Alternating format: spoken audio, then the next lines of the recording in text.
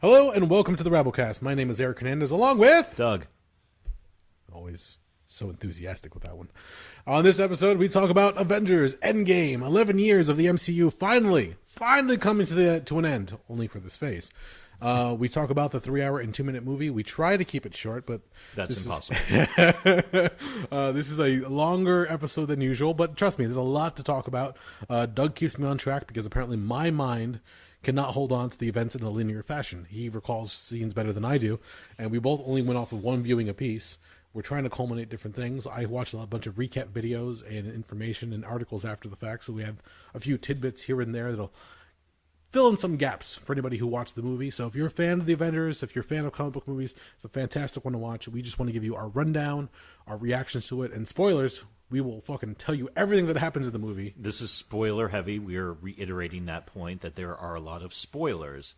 So if you're not listening and you skip this and you get it spoiled on you, even after seeing that what we're talking about, Avengers Endgame for 2 hours, you're a dumbass.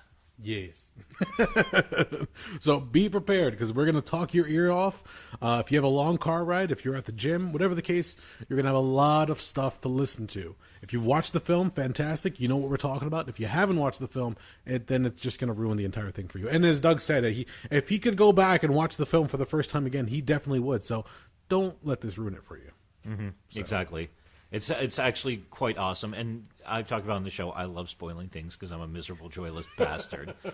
But for once, I actually enjoyed the fact that I walked in there not really knowing what was going to happen until it happened. Andy, if you're listening to this at the gym, bench pressing your 250 pounds, yeah, you're doing the right thing. So, just another spoiler for anybody who's watching the movie for the first time. There is no bonus scene, there is no mid-credits scene, but there is a sound that plays at the very end. And I'll spoil that sound for you right now because we didn't get a chance to talk about it in the episode. The final sound that you hear as they show the Marvel Studios logo is the hammering of the first Iron Man armor. But is it? That's the question.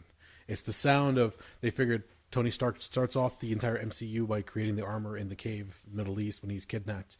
So they figured do a little bit of a tribute to him. But yes, is it either that sound or building of something else towards the future? So we'll leave you with that. We are brought to you by InsidePulse.com. You can find us into the podcast section. You can also check out the show over at our YouTube channel, youtube.com/Rabblecast.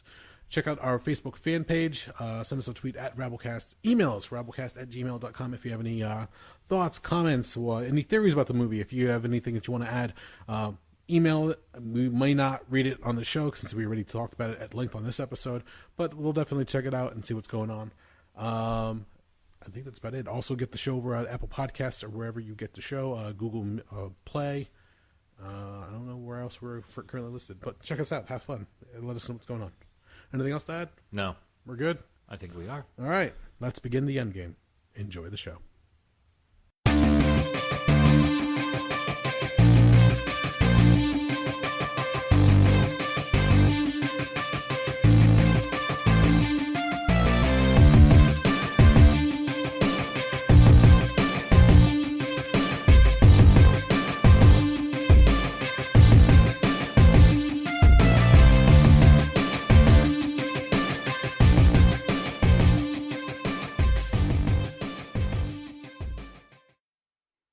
There we go.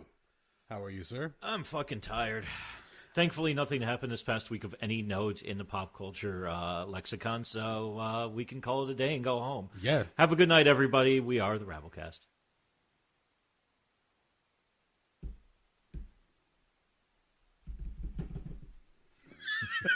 This probably should be edited out. Not at all. This part's staying in. All right, fair enough. No, it's your show. I'm just a hired gun here. It's all right. We can have fun. Doesn't matter. There's nobody to hear to tell us what to do, even though the guy over there in the corner keeps telling me to stop. Yeah, but he's not paying the fucking bills, so he can suck a dick. Exactly. So fuck off. Don't watch me get naked later. Nah, me neither. I'm trying to think of a line from Jay and Silent Bob. You ever get your asshole looked by a fat guy in an overcoat? Nope. There we go. We lost a few listeners already. Yes. Or gained a few. That's very true. This past weekend, you and I, on separate nights, obviously, Yep. were able to watch Avengers Endgame. Previously, Infinity War 2. Yes. Until they decided, no, it's its own movie. And it really is not its own movie, but... Well, I mean, you really can't put them together because then you'd have a movie that's approximately 5.5 hours long. And that's a lot of goddamn movie. Look, Game of Thrones is practically an entire movie if you watch it from start to finish, season 1 all the way to current seasons. It's like 70 hours plus. I don't remember how long each one is. Yeah, but, well, you can... Okay, well, any continuous story you can watch as one. No, not any continuous story, because some ones... See, nowadays, I know we've talked about this recently with TV, and pretty much it's being in its golden era. TV nowadays, yes, it's serialized, but they pick up right where they left off from previous episodes. If not, they give you like the in-between on the... What would they call it? The introduction reel. Yeah. When they're going through, like, last time on Sons of Anarchy, or last time on Justified, whatever the case is. Yeah. And they'll get you up to speed, and then you get right into it from there.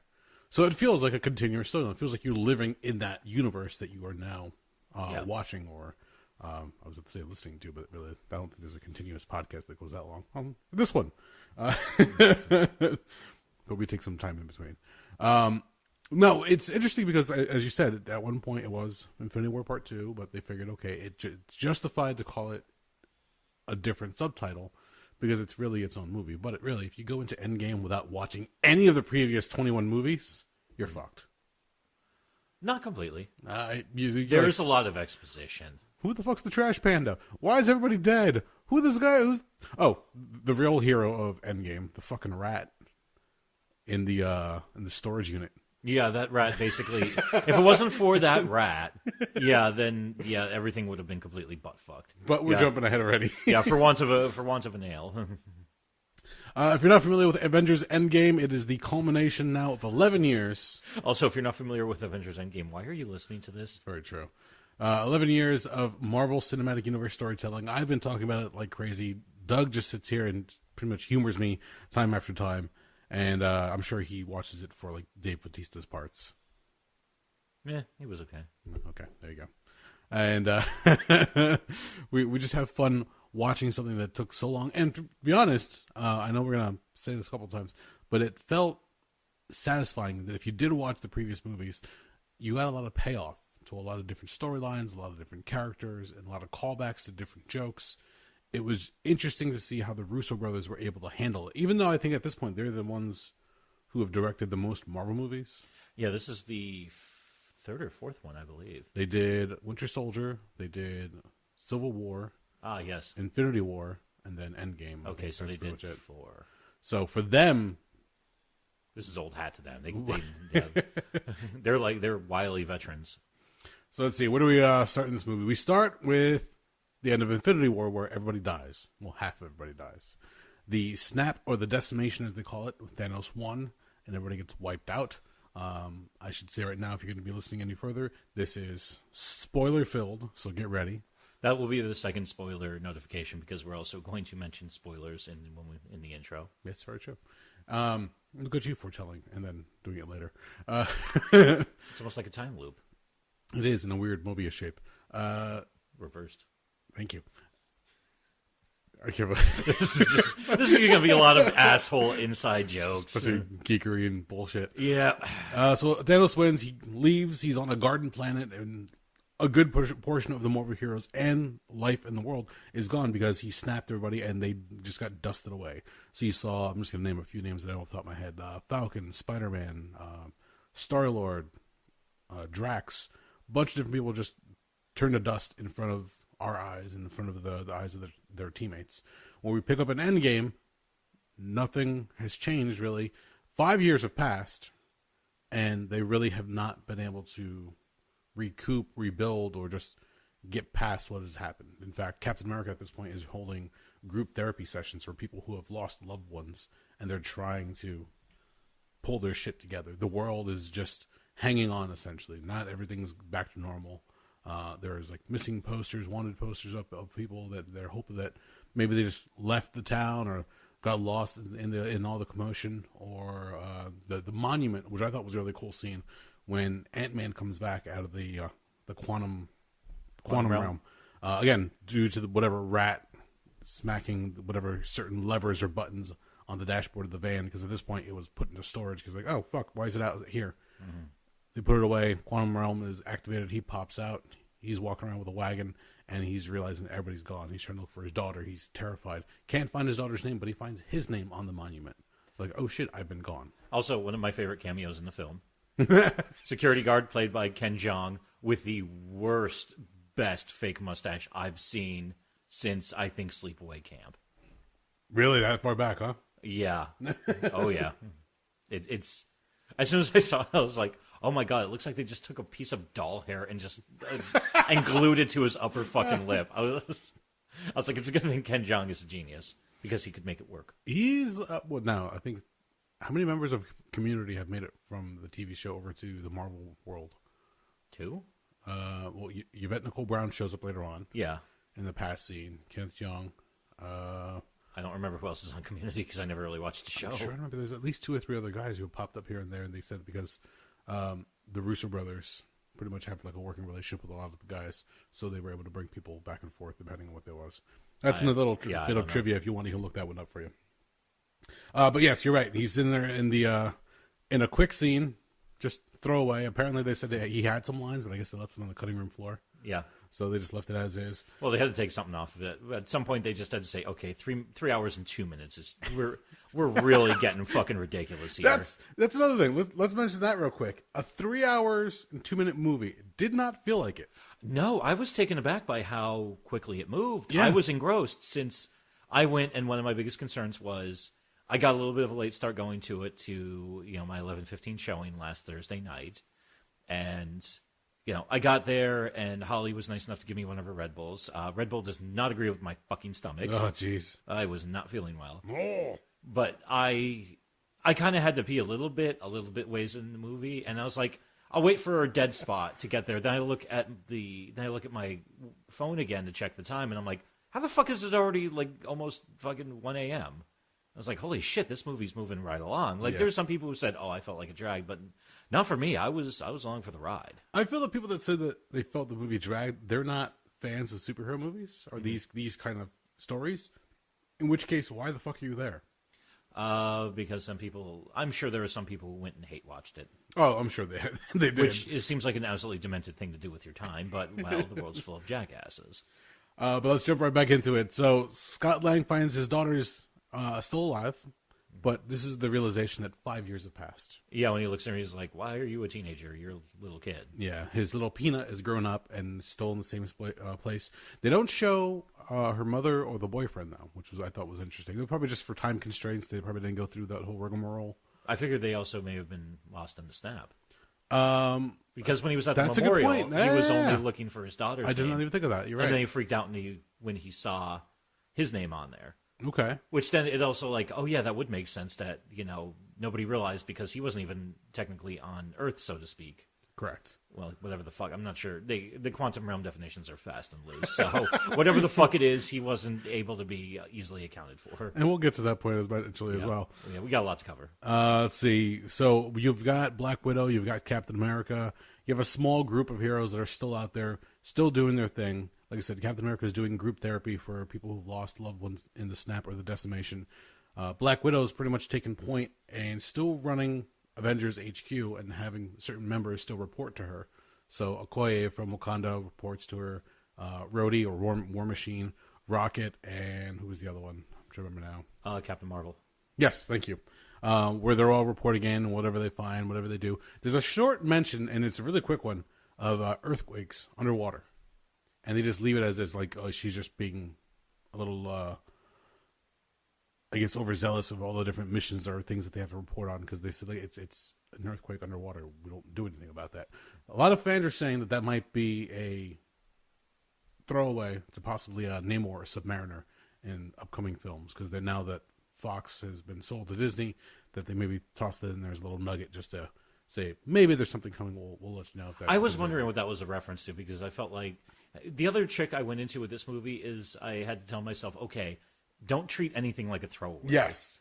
I mean, some of the references, I had to look up a lot of the references because some of them dug pretty fucking deep.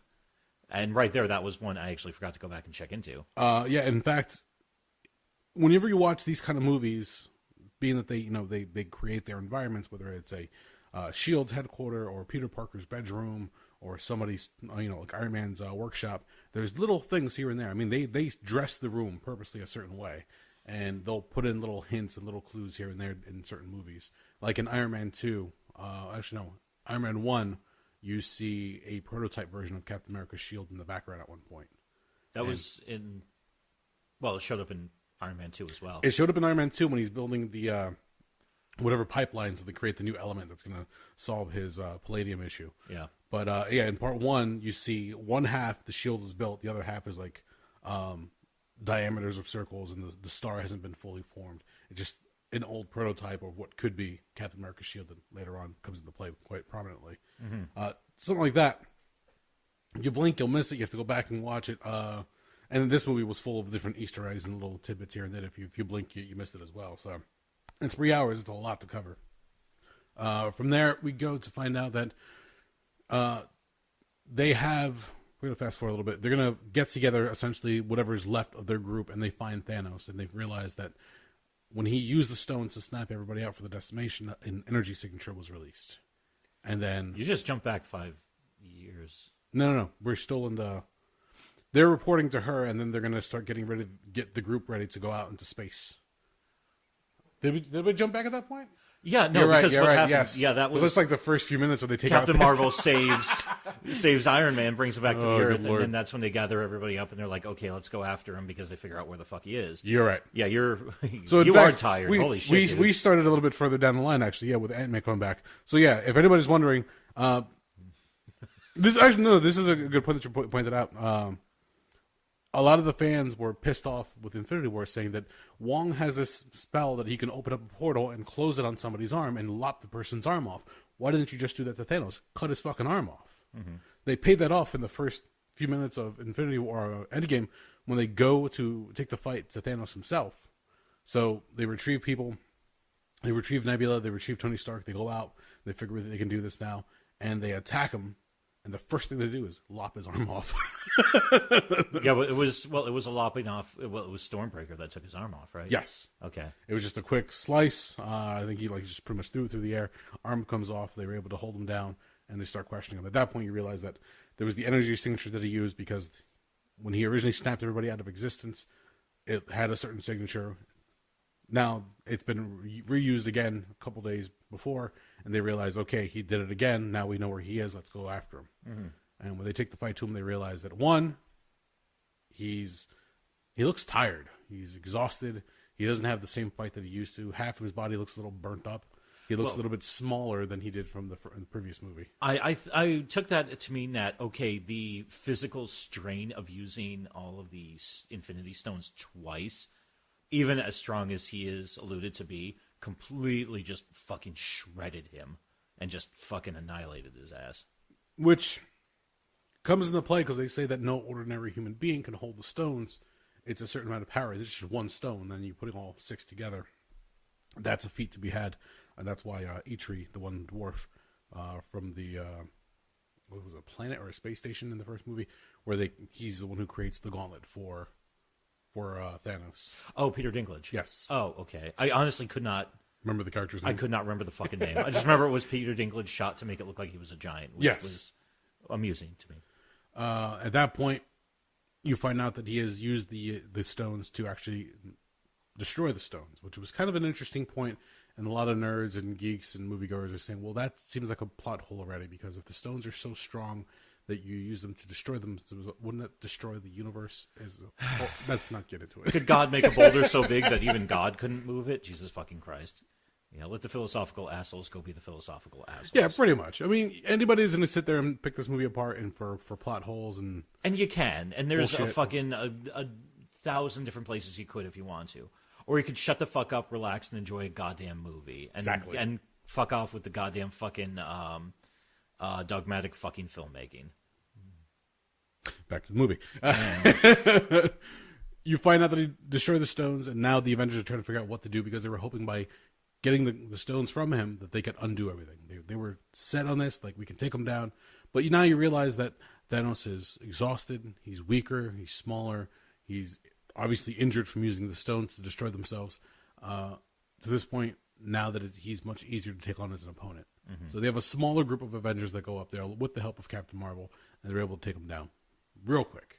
And once finding out the stones are no longer there, Thor, being overzealous and just really angry as he is because pretty much his entire family has fallen to this douchebag, just lops his head off. Yep. Just like, whoa, surprise, motherfucker. Like, welcome to a Disney movie. The hero just decapitated the bad guy. And that's pretty much it. They're like, this is it. That's it. No more Thanos. That's the end of the story. We finally won at a great cost. 5 years later, let's go back and live our lives.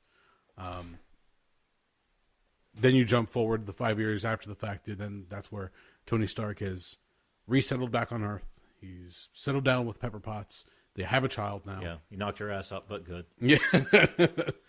And with the return of Scott Lang, several years later, he comes up and tells them about the quantum realm and the possibility of time travel. Maybe that, if they can go out and find the stones this way, they just don't know how to do it because you've got Scott Lang who really has no clue what the fuck he's talking about when it comes to the quantum realm. No, he's kind of a dumbass. Yeah. Who just happened to fall into this amazing technology that was created by, by geniuses. Yes. So, yeah, he's kind of like, it works. I just don't know how to explain to you how this shit works, so. And then from there, they pretty much plant the seed in Tony Stark's mind that it's possible, we just need to figure out how to do it. And that's where the idea of the Mobius shape, he starts doing different theories and tests, and we're just running different models through his AI of Friday, and eventually he gets it. Yeah. He's able to solve the issue that they have, but then he has to realize that he's got the solution that could essentially jeopardize everything that he currently has. He was gravely injured by Thanos in the previous battle. He was lost in space with Nebula. He almost died. He recorded a message dead set that was his last hours or days, whatever the case was, only to be returned to Earth by Captain Marvel. Now, years later, he has a child. He has the woman that he loves, the woman he's been fighting for, and he's promised to her over and over again, this is it, no more missions, no more secrets, I'm done. Now he has the solution that could possibly bring back half the world, half the universe. And what is he supposed to do? Is he supposed to just lock that a secret up and throw it away? Is he supposed to ignore the fact that he could be the savior of the universe at this point? Or does he actually put everything on the line and go back out there? And it's with Pepper's words that she finally says, you won't be able to rest. Go for it. Go do it. Save everybody. He goes over to Avengers HQ as they're comically trying to figure out what to do. And this is where I was kind of confused with the movie at this point, because you've got a dramatic film that has funny moments, dramatic moments, heroic moments, and then they played it all so well. They brought it together. So the scene where they have Ant-Man test running the quantum realm this time around with Professor Hulk at the helm. So it's Hulk and Banner have now pretty much the best of both worlds are come together, and he's Hulk all the time, but it's Mark Ruffalo speaking, not the Hulk. Yeah, and he's rational, and he's intelligent, and he has it together, and he's not just randomly getting pissed off and annihilating a fucking building. So as they're running these tests on how they're going to use the quantum realm, he gets sucked into the portal, he comes back, he's was it younger or older at one point? They show him as a child, they show him as a baby, they show him as an old man, and he goes, somebody peed in my pants. I don't know which version of me did. Yeah. So you have this really comedic moment. You're like, all right, this is good. This will get you loosened up a little bit. This is the flow of the film. They're trying to pretty much just making sure how they're going to make it all work. And that's when Iron Man shows up and goes, I got the solution. I can do it. You're forgetting one of the best scenes in the movie. Which one's that? I'm forgetting a lot of scenes. We even talk about Hawkeye at the beginning with his family. Well, like I said, we have a lot to cover. So I'll try not to bog us down too much. I absolutely love the scene when it's Professor Hulk, Nebula, Don Cheadle, fucking War Machine, and Paul Rudd, and everybody standing there, and immediately Don Cheadle and Paul Rudd, who their characters aren't the smartest guys there. They're not dumb. Well, okay, Paul Rudd's kind of dumb. But, I mean, yeah, one guy is a colonel in the Air Force, the other guy is a reformed thief. And, yeah, compared to Nebula, who's got knowledge of outer space and all of that shit from being at the right hand of goddamn Thanos. Yep. And Professor Hulk, who's one of the smartest people on the planet, they've said. And all that, and those two guys just start going back and forth about time travel. And they start going on about Terminator and Back to the Future, and even bring up Hot Tub Time Machine, which actually that got a nice little mark out moment for me, especially considering the fact, as we all know, one of the villains in Hot Tub Time Machine was Bucky. Yes, So he was one of the bullies. That was. It's interesting when they do things like that, when they mention different works of media or different films, because at that point it establishes that those movies exist in that world. Yeah. So you can think of Rhodey hanging out with Tony and watching Hot Tub Time Machine and just having a good laugh or asking what the fuck's going on. And Rhodey's probably chuckling and Tony's like, that would never work. Mm-hmm. But then he starts working on a time machine that's a hot tub and just ends up getting lost in other projects. Those interactions with the characters, they were done really well because, again, you're bringing all these characters together from all these different movies and to write them in a way that they seem natural or cohesive.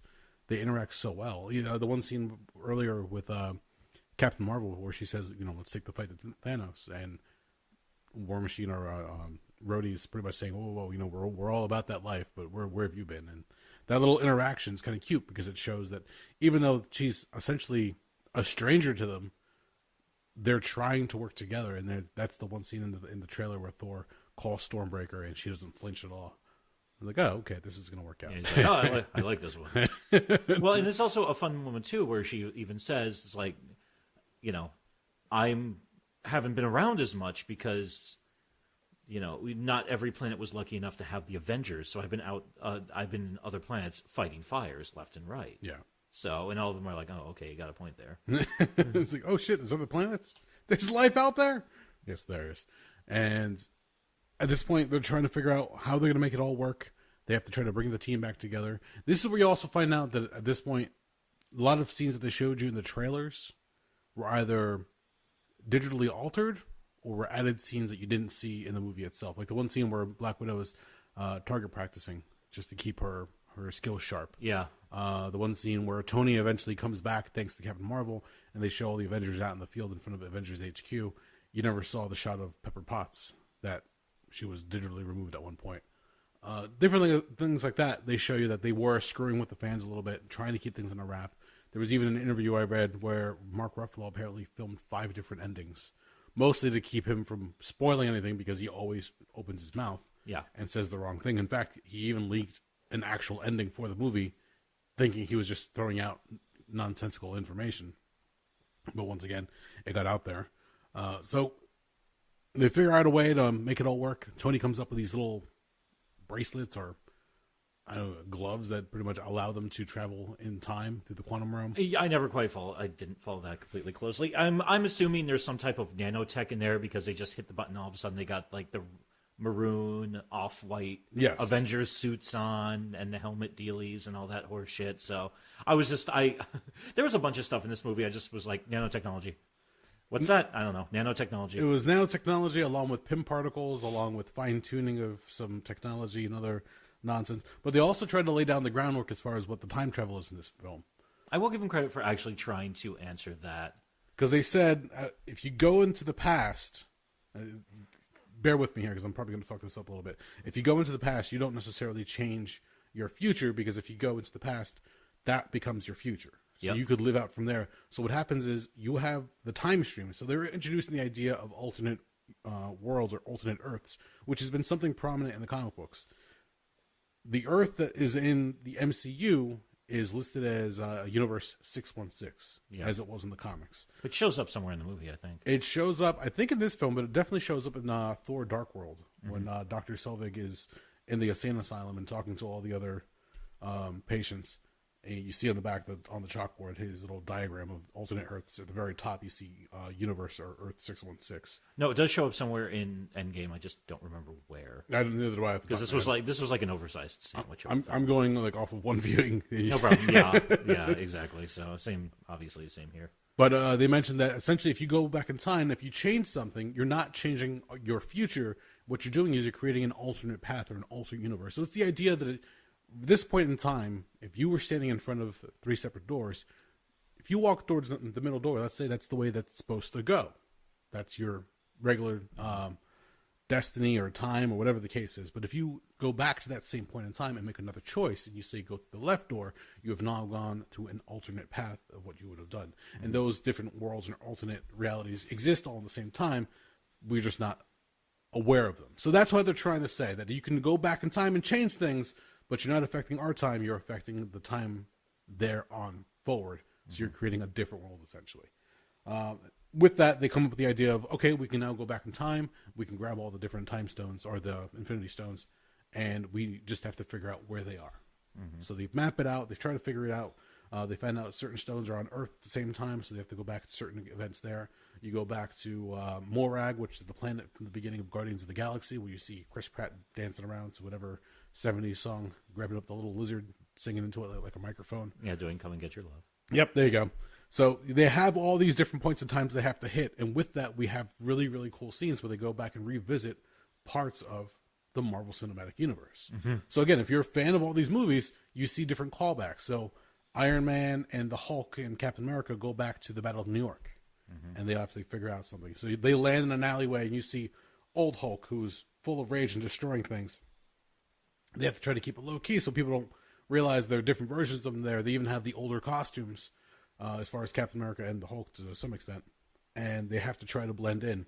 So they say, Hulk, it would probably help if you smashed a few things on the way. And he's like nonsensically just like smashing the top of a taxi cab or picks up motorcycles. Yeah, it was a very unenthused.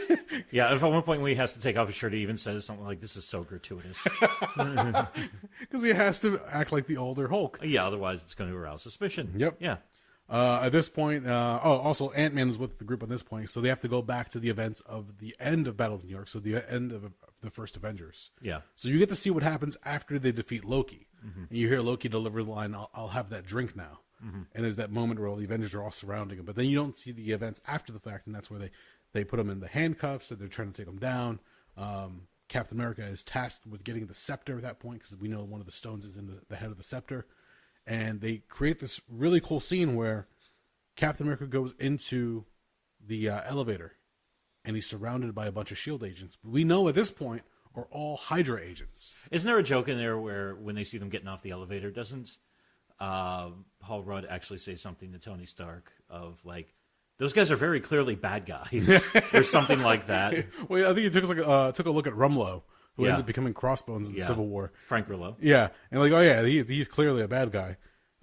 There's a cool scene because if you watch Civil War, you know that battle that takes place in the elevator and Captain America has to fight his way out. Which is one of the, a great scene in an awesome movie where you've got this really tight, kinetic, intense fight.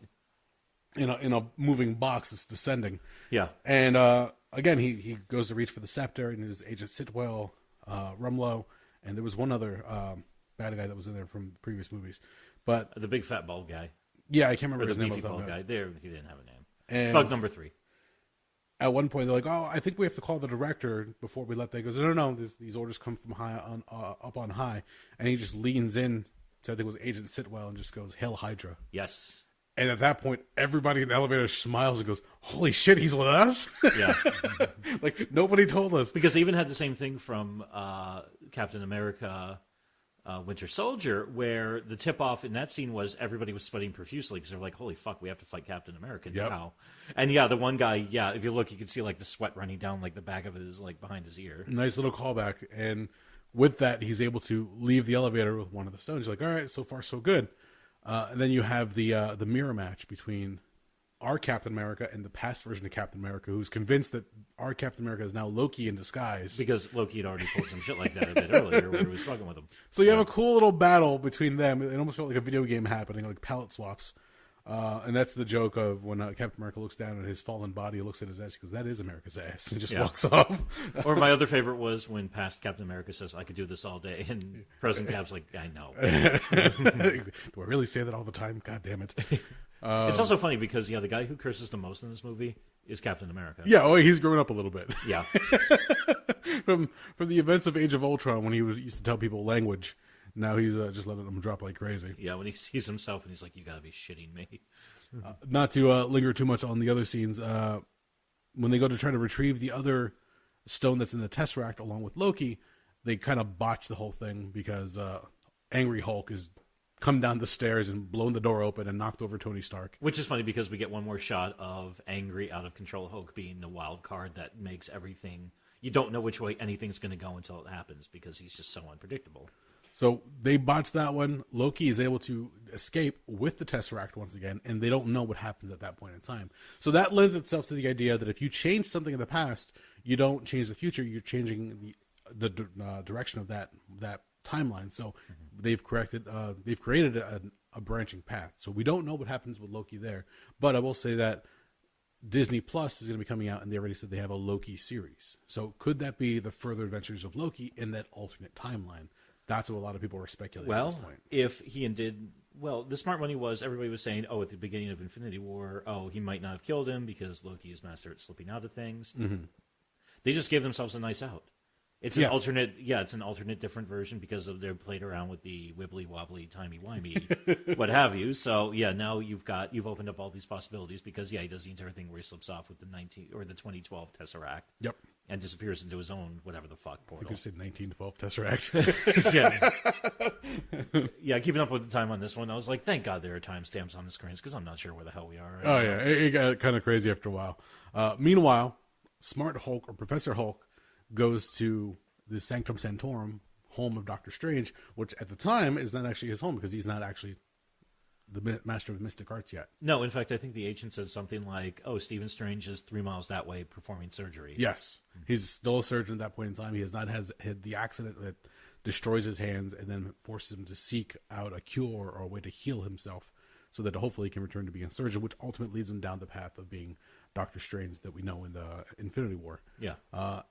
What's cool about this scene is that when Ancient One is talking to Hulk, clearly he could physically take the stone from the Ancient One, no problem. But Ancient One punches Hulk with that maneuver that knocks the spirit or the soul out of the body. Yeah. So now Hulk is passed out on the ground physically, but Bruce Banner is sitting there talking to the Ancient One saying, this is what happened. This is what needs to happen. I need that stone. Well, you can't have the stone. It's very essential for the stones to be out. They have a balance to the universe. They need to exist. You can't destroy them because we're not going to destroy them. We're going to do this to undo something that was done in the future, and then at which point then we'll bring them back. She's not happening. Don't think so. Until he finally says, Doctor Strange gave up the stone, and he said this is the only way. At which point the Ancient One's like, oh, it's that reality. Which I know a couple of people who took some issue with that, but also on the same account, if by any reason the Ancient was the one that trained Doctor Strange and all this shit, then it goes to reason that whatever the fuck the agent's supposed to be, I'm still figuring that the fuck out, has somehow put it together and been like, oh, okay, I know it has to happen. Yes, here's the stone. Or also, wasn't there a line in there too about something like, well, if Doctor Strange in the future figured this out as well, I trust his judgment. Yes. Okay. Something along those lines. If you go back to watch Doctor Strange, which I've been watching a lot of recap videos, there's a line where the Ancient One's talking to Stephen Strange. Once the Ancient One realizes that he or she is going to die, they're having a talk in their astral forms, and they talk about, I've seen many different alternate realities, and I've prevented horrible ones from coming about. But every time you stop one, another one pops up. Yeah. So it's a constant thing of trying to police the timeline, make sure that things continue the way they're supposed to. So with that, it's one that the Ancient One has not necessarily seen yet, but trusts that if Doctor Strange is the one who made that decision, that Strange saw something that should be corrected, as you mentioned. So with that, willingly gives up the stone, no problem. From there, you have to try to get the other stones. I'm sure we're probably going to mess with one or two here or there, because Tony Stark messed up grabbing his stone and Loki was able to get away with the Tesseract. Now they have to find where else the Tesseract could be. Problem is they only have enough juice for one return trip. That should be their trip home. Yeah. So now they're gambling. If they go back to another point in time, which they go back to the base where Captain America was created, essentially. Yeah, the one I think it's supposed to be in South Jersey in 1970. Yes. Mm-hmm. Fun fact, and I didn't realize until I looked this up online, in Captain America Winter Soldier, the base that they go to where they find the recording of Dr. Zola. Same base. Yeah, same base. I didn't realize that, but then again, I haven't watched that movie in about 5 years now, so. Yeah, the base where essentially Arnim Zola's brain is still alive in all the different outdated computer systems. And he pops up on the monitor in like weird, like 8-bit characters or whatever the case. It makes a weird graphic face. That's the same base that they revisit in this point in time. I can't remember the name of it off the top of my head. Doesn't matter. Who cares? But not only do they have a chance to go back in time and now retrieve the Tesseract from this point in time, but they also have a point in time to go to where Dr. Pym has created the Pym particles. Yes. So we get to see a young, de-aged Michael Douglas with the poofy hairdo, and they show the original Ant-Man helmet, the big silvery one with a little coupling in the front of the mouth. Yes, and the giant antennae. Yes. Yeah. What also makes this scene a little emotional is you also get to see Peggy Carter again. So Steve Rogers sees the woman that he loves, that he lost after pretty much committing himself to taking down the bomber plane from the Captain America movie. Realizing that he's not going to be able to have that last dance. He takes a rain check, but saying that knowing that he's about to die or give his life for the mission. And then you've got Tony Stark, who after retrieving the Tesseract has a run-in with his father. Something that he honestly never really had as a grown-up, because his father was taken from him. You find out in the events of Civil War that Captain America is behind the secret that he knew that Bucky had killed his parents at one point in time and stolen the secret soldier serum. So that all plays out. But you've got this cool scene where now Tony, who has a daughter back in his regular timeline, is now talking to Howard, who just discovered that his wife is pregnant with Tony and has to go home and is about to celebrate and, figure out how to be a father. Of all the inventions, all the tinkering, this is the one thing he doesn't know really how to deal with, and that's another human life. So now he's got to try to figure out things out, and Tony kind of gives him some words, and at the same time gets some realization that for as much as his father was hard on him, his father really did love him. And once again, this is where the movie really fucks with you, because it plays with you, the emotions, saying, oh yeah, remember all this bullshit that you had to deal with as far as your dad being a hard ass and putting you through a tough time and really didn't have any time to devote to you, just his company or his inventions or, being a womanizer. No, he really loved you. He just didn't know how to. Yeah. He was just an awkward son of a bitch, much like you. I'm not going to lie. This was one of the scenes where I teared up. No, because it's the double shot. You get the scene of Captain Rogers looking at and thinking, getting a really harsh slap in the face of the reminder of what he sacrificed. Yeah. And I mean, that also plays back into his storyline from the beginning of the first Avengers, when he says, we won, but what did we win? Because, he shows his complete inability to relate to the modern times versus, being born in 1918, or I think it was 1918. Somewhere around that time. But, not really being able to relate. So, he gets another reminder of that. And, that entire scene where he's standing there and he's just like a window pane away, and all he wants to do is... You could almost read it on him that he's like, all he wants to do is just like reach out and tap on the glass and be like, hey. Yeah. But he's like, I can't because we got to go and we're already pushing it really hard. And then the entire scene too with where Stark is pretending to be somebody else and, talking to his dad, and he's like, oh, I'm an intern and I got the briefcase with the Tesseract in it. And he's even talking to him, and he's, once again, because I think they even mentioned in Civil War, his last interaction with his father before they were killed by Bucky was, they got into a fight about something, and his mom's like, oh, just don't worry about it. You guys will be fine later on. And then he gets word that, so he finally gets a chance to say goodbye to his father proper. In fact, he even says before he leaves, a fun fact, I love the fact that he was getting picked up by Jarvis, and you hear that voice actually in human form, which is kind of jarring after all these years. Yeah. But when he sees him, he's like, and he gives him that hug, and he's like, thank you for everything that you've done for this country. and Howard Stark looks at him. He's like, "It's kind of weird." He's like, "Damn hippie." But it's a good freaking moment because it's really it's touching. It really kind of it pulls in, and this is what I tell people who don't like this kind of stuff. I was like, listen, you don't have to like superheroes because a lot of what they deal with are fucking things that human beings fucking deal with. Yeah, it's like those emotions and loss and longing and sadness and regret. So that's why it's the themes that we all relate to, because it's the things we all experience as humans. And this movie or story, however you want to view it, was full of those moments. Oh God, yeah. There's like a ton more coming up. Yeah, we haven't even got to some of the more. Oh Jesus H Christ, yeah. More sad ones. So we go to Morag, where Chris Pratt's character of Star-Lord is going to go pull off the stone theft that you see in the beginning of the first Guardians movie. Mm-hmm. So he's danced around to come and get your love. But now we get to see from the viewer's perspective, if you're on the same planet with him, so there's Nebula and War Machine watching him dance around. They don't hear the music. He's got headphones on. They just hear his awful singing. He's just the putz dancing around in the rain. Yeah, which is fun because the entire shtick of Nebula is she shows no emotion. Yeah. And meanwhile, you could tell War Machine is looking for he's like, I gotta make a joke, but the alien/cyborg woman from outer space doesn't joke. Yeah. So he's got that look on his face. It's like, look at this dildo. So this one's easy enough. They go in, they knock out Star-Lord. They stop him from stealing the stone. They were able to retrieve it themselves. Not before little jokes back and forth where he says, wait, but you can't just walk into the temple. That's where like spikes come out of the walls and darts and shit. He goes, what are you talking about?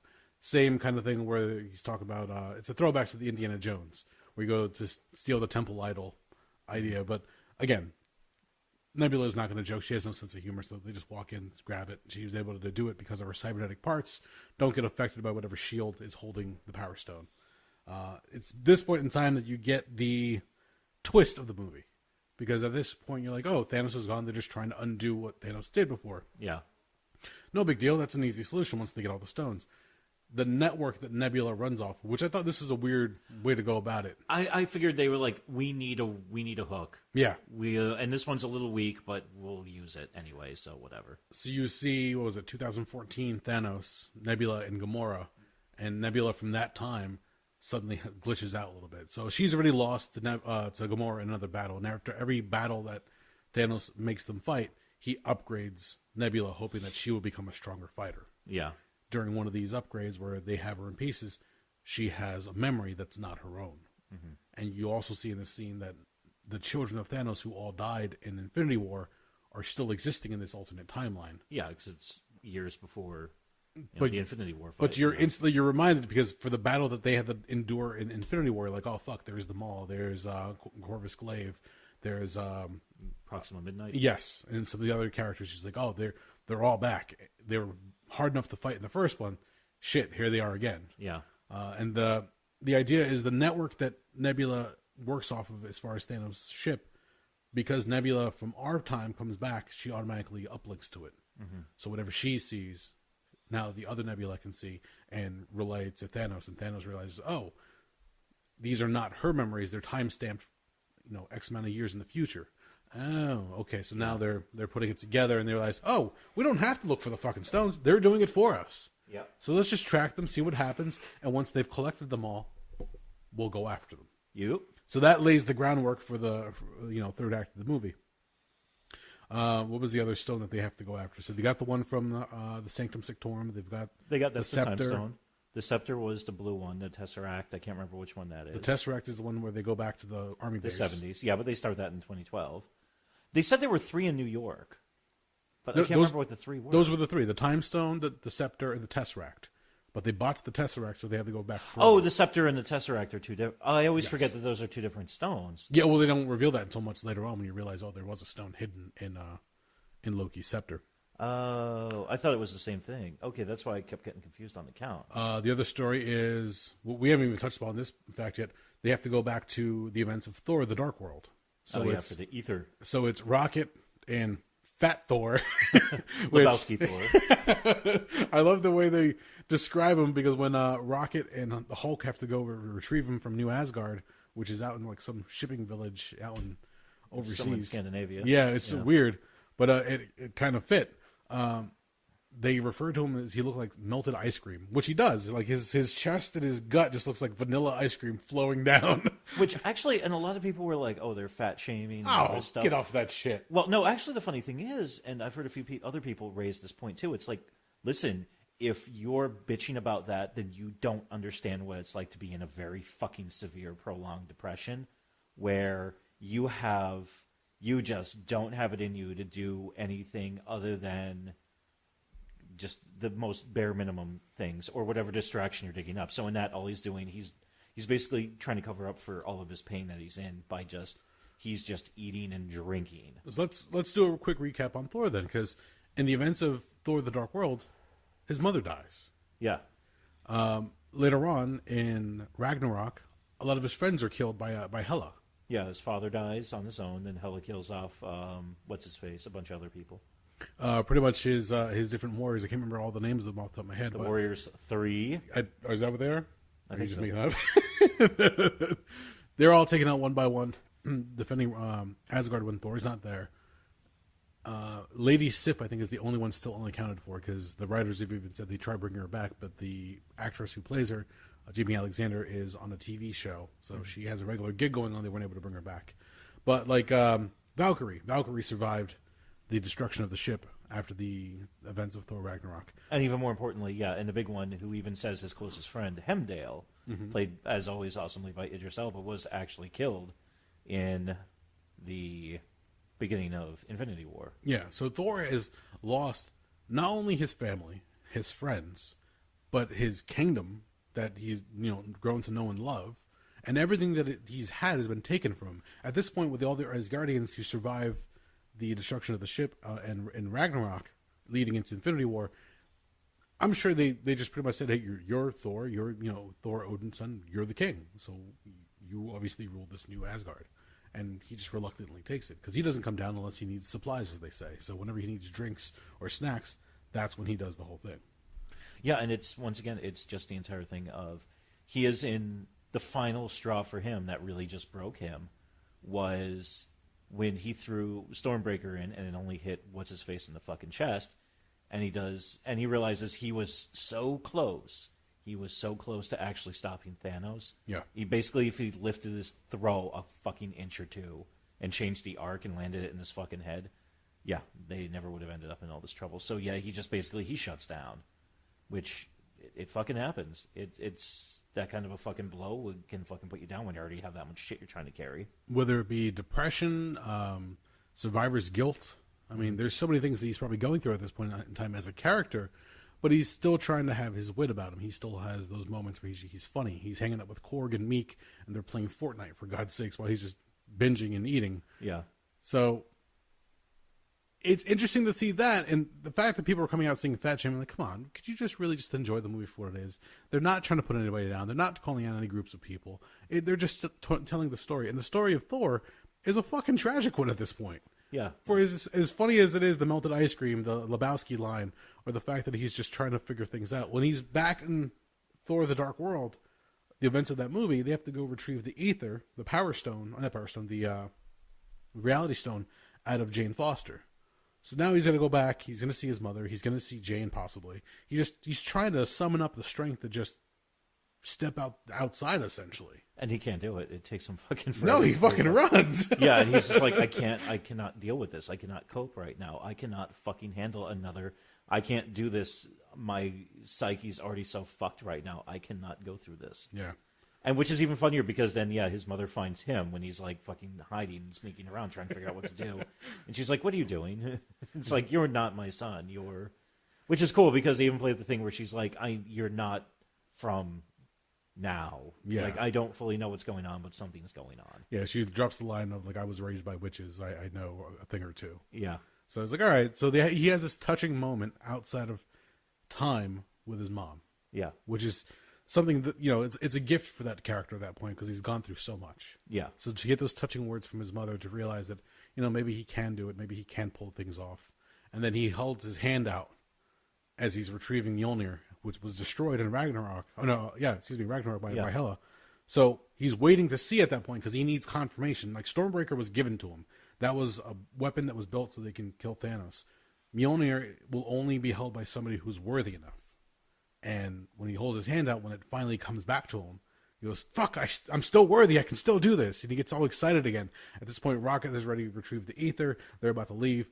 He's excited because he's got renewed confidence that, yes, I can pull this off. My mother's right. And yes, maybe I should have a salad. That was one of my favorite lines. It's like, I love you, son. Eat a salad. So with that, they were successful, even though Thor almost botched the entire thing for them. And there's no going back and later in time. They pretty much didn't know where the ether was prior to that. It was like lost in a cave somewhere else. Yeah. So they're able to get back their portion.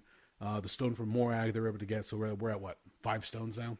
5, 1 left. So now this is the part where I would love to see some deleted scenes of the discussion who chose who for this mission when they have to go back to Vormir. And anybody who watched Infinity War knows that Vormir holds the Soul Stone, and the Red Skull is the keeper of the stone at that point. He's forced to be there. He's the guardian of the stone.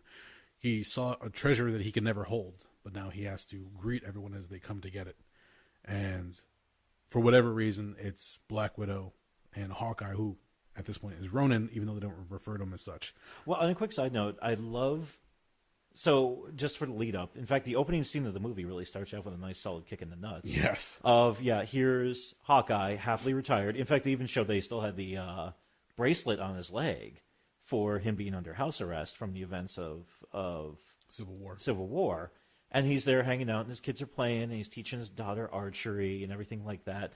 And then all of a sudden in that scene, the snap happens, because as he looks back, he just sees the dust, and he can't figure out what's happening. It just shows him freaking out, running around. And I just love the fact that basically then the storyline is over the following 5 years up to the time jump in the movie.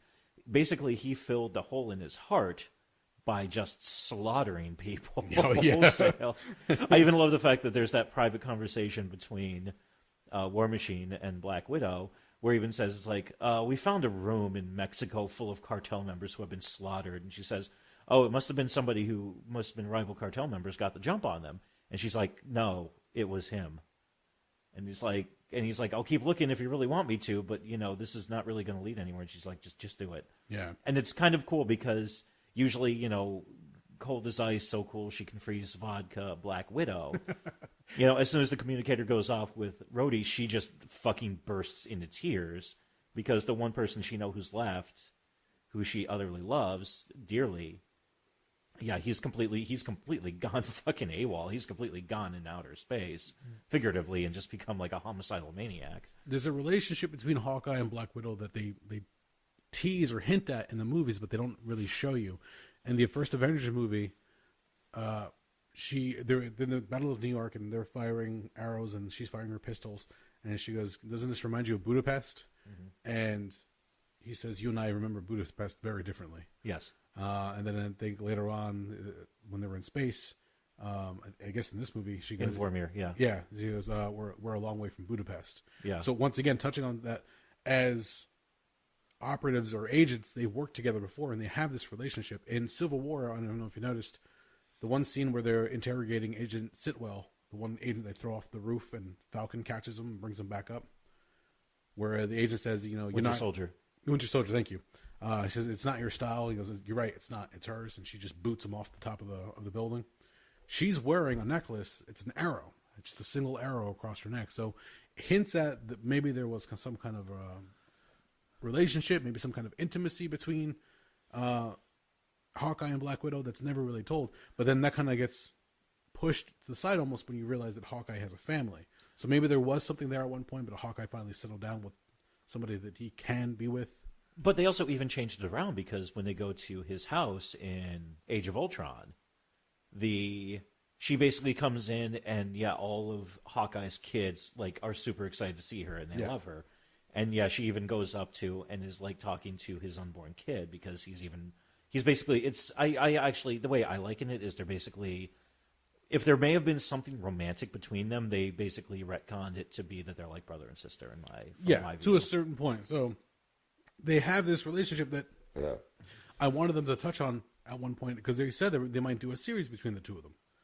So who knows? Maybe that still might be in the cards down the line. But to see them have this relationship build up to this point, they both have checkered pasts, especially now, Hawkeye, especially with the events of the past 5 years. You know that Black Widow has done some heinous things as a agent of S.H.I.E.L.D., as an assassin trained in a special program in Russia. So going forward, they're greeted by the Red Skull. Red Skull, who knows who they are, because he's forced to know all the knowledge of the people who will ever come to him. And he tells them to get the stone, just like in the first movie. You've got to give up something that you love, a soul for a soul. In Infinity War, it was Thanos throwing Gamora over the edge. Even though it was a sick, twisted version of love, it was Thanos still showing his love for his daughter. It's as close as he can come to loving an actual living thing, I think. Yes. And she was at first laughing in his face, saying, "Oh, the world, has slapped you in the face because you don't love anything." And then when she realizes there is this twisted version of love, she realizes, "Oh no, he's going to kill me." And she grabs her and chucks her off the side of the fucking thing. Which you're about to see play out again between these two, but now it's a battle over who's going to give up their life, because the other one won't let them commit suicide. They know what's about to happen. So it becomes this quick scene of them trying to stop one another. And eventually when they both go over the edge, it's Widow who shoots the line up to the cliff, attaches it to Hawkeye, and she's the one who finally says, let me go. And at that point, you just see Hawkeye realizing, fuck, I just lost everything. I've been fighting to fill that void for the past 5 years, and now I have to lose another person just to undo all the shit that Thanos did. Like, I will get everything back, but I have to lose another piece to give it up. Yep. And it's, once again, another, hero goes off over the edge, and you see her hit and land, and he wakes up, much like how Thanos did. He wakes up in the water, he looks down at his hand, and he's holding the Soul Stone, like, fuck. And once again, if you're along for the roller coaster ride that is this movie, once again, I heard people in the theater just start sniffling and tearing up. Mm-hmm. People were crying because they realized, oh shit, this is like high stakes for all these characters at the point. So they're able to all come back. They all go back to the Avengers HQ. They have succeeded in their mission, and then all look around like, where's Nat? You realize she's not making it. Yeah, and they realize it's like, okay, we already have our first casualty. And I like the fact that they all kind of and this, I'm glad they did it, but it did kind of fuck with the pacing a little bit. Okay, we have this giant issue going on, but we're going to, before we start fucking around with the stones and the glove and bringing everybody back, we need to go hang out at the end of the dock and eulogize Black Widow. Yeah. And including with the capping off of Professor Hulk throwing a bench into the lake. Which I guess did feel weird because it's like, guys, can you kind of do a memorial service later and get things going a little bit? We got shit to do. Well, keep in mind, in their mind, they're free and clear right now. Thanos is gone. They have no clue about the looming threat of 2014 Thanos. True, it's a very good point, but also it feels like they're, it doesn't. I'd be of the philosophy of, it's like, okay, we'll have a big fucking funeral for her later. Can we get this done? It's been 5 fucking years, guys. It's shit sucked. So at this point, you've got the hook of the two Nebulas sharing the network. So there's whatever our Nebula sees, the evil Nebula sees, and Thanos is pretty much listening in on what's going on. He figures out a way to get her to swap places with the other Nebula. So now they have somebody in Avengers HQ. Tony is able to come up with another gauntlet, which was through, again, nanotechnology. I was going to say, it's nanotech. They're able to come up with a copy of Thanos' gauntlet from Infinity War, and they're able to fix all the stones on them the same way. So you're ready to go. All they have to do is pick somebody to put it on, and now it becomes a debate. Who's going to wear it? Who's going to do it? Who has the right intentions? Thor is ready to put it on. But like, no. He's still a drunken mess. Yeah, like don't let the addict get. We love you, buddy, but yeah, no. And then finally, it does make sense. And Hulk even says, I don't even know where this one came from, or if this is vetted in the comics, or they just threw that in for shits and gigs.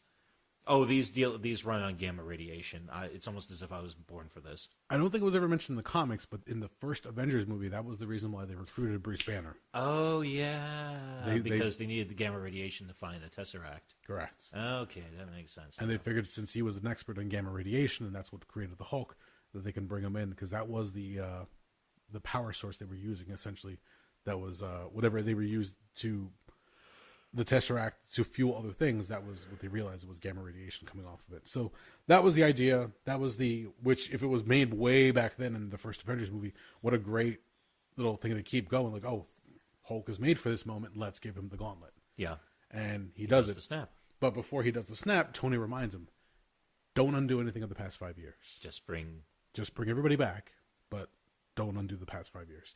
So what's going to suck for everybody who's here is that you have to still live with that loss, essentially. You have that memory still lingering in your head. But for Tony, he has the memory of returning and having a family now. He can settle. He's had the normal life. I was going to say, as pretty much miserable as everybody was, Tony Stark was doing pretty well for those 5 years. I mean, he settled down. He had a nice looking house on a lake out in the woods. He had his daughter. He had Pepper. He had everything. It's almost as if he actually had found, like, peace. He did. Yeah. He finally got his peace, but it was disrupted with the idea that he could save the rest of the world. Yeah, he couldn't let it go because, here's something else to match my intellect with. I can't not do it. But anyway, So the snap happens. Snap happens. We also learn in this event when everybody comes back, the touching moment is Hawkeye's phone goes off. Yes. And he realizes it's his wife. Yep. And he's terrified to pick it up because at this point it's been 5 years. Who is it? Is it a telemarketer? Is it robocall? I thought you were going to say RoboCop. I'd be like, holy fuck, if RoboCop called me, I'd be like, hey man, you want to hang out? I can only imagine Hawkeye, if they do like any like cliche or story trope, he probably like held on to like voicemails from her or messages that he never deleted off his phone. So yeah, much like what's his face did in Captain America: Civil War. Oh, Baron Zemo, yeah. Yeah, right before he commits or tries to commit suicide before Black Panther stops him, he's just listening to his wife's voicemail again and again. And then when he's finally ready to do it, he just deletes the voicemail and then he gets his pistol out. Yep. Yeah. With that, he picks up the phone and hears the voice of his wife again. He realizes it's working. Hulk walks out to the window and Paul Rudd, thank you. Walks over to the window and realizes that things might have changed. Things actually probably worked. And with that, Nebula is ready to open the doorway back for Thanos to come through. Thanos rains fucking fire on the comes down HQ. with a giant warship and all of his fucking forces. So. And which at this point now we're in the third act. We're good to go. Yeah, now it's time. Now it's time. Everything we've been building to, it's time to blow shit up, literally and figuratively. What you thought was another world, possibly when they confront him in the trailers and the movies, no. It's Avengers HQ laid to waste. Most of the heroes are now trapped in the building. Thor, Captain America, and Iron Man are getting ready for the final battle. They see Thanos out there. He's pretty much just sitting out there waiting. He sent his troops to go retrieve the gauntlet because he knows they have all the stones. Hawkeye, you see him running through the tunnels trying to get away from whatever like aliens are chasing him down. Yeah, those weird four-legged thingies. Yeah, the ones that attacked Wakanda in the Infinity War. So this just lays out this huge epic battle that's about to play out. And epic is the only word that I can use to describe because it's ridiculous in its... Well, before we get to the big reveal, the cum shot of the film, if you will, because at this point you're stroking and you're starting to sweat hard. Well,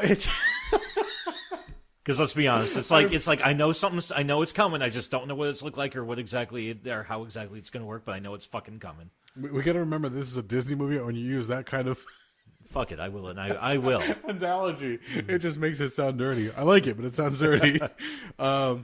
Well, no, because it lays this groundwork for it's going to be this huge battle that we've now been waiting for practically a year at this point. Mm-hmm. You want the payback. You want the heroes to be able to take him down. You're like, okay, they took Thanos down in the first 15 minutes. They cut his arm off. They lopped off his head. He's done. He's gone. No, 2014 version comes back with a vengeance. So he's, 9 years younger than our Thanos at this point? Yeah. And he's a fresh Thanos. He's a fresh Thanos. He's got that really sick-looking double-bladed...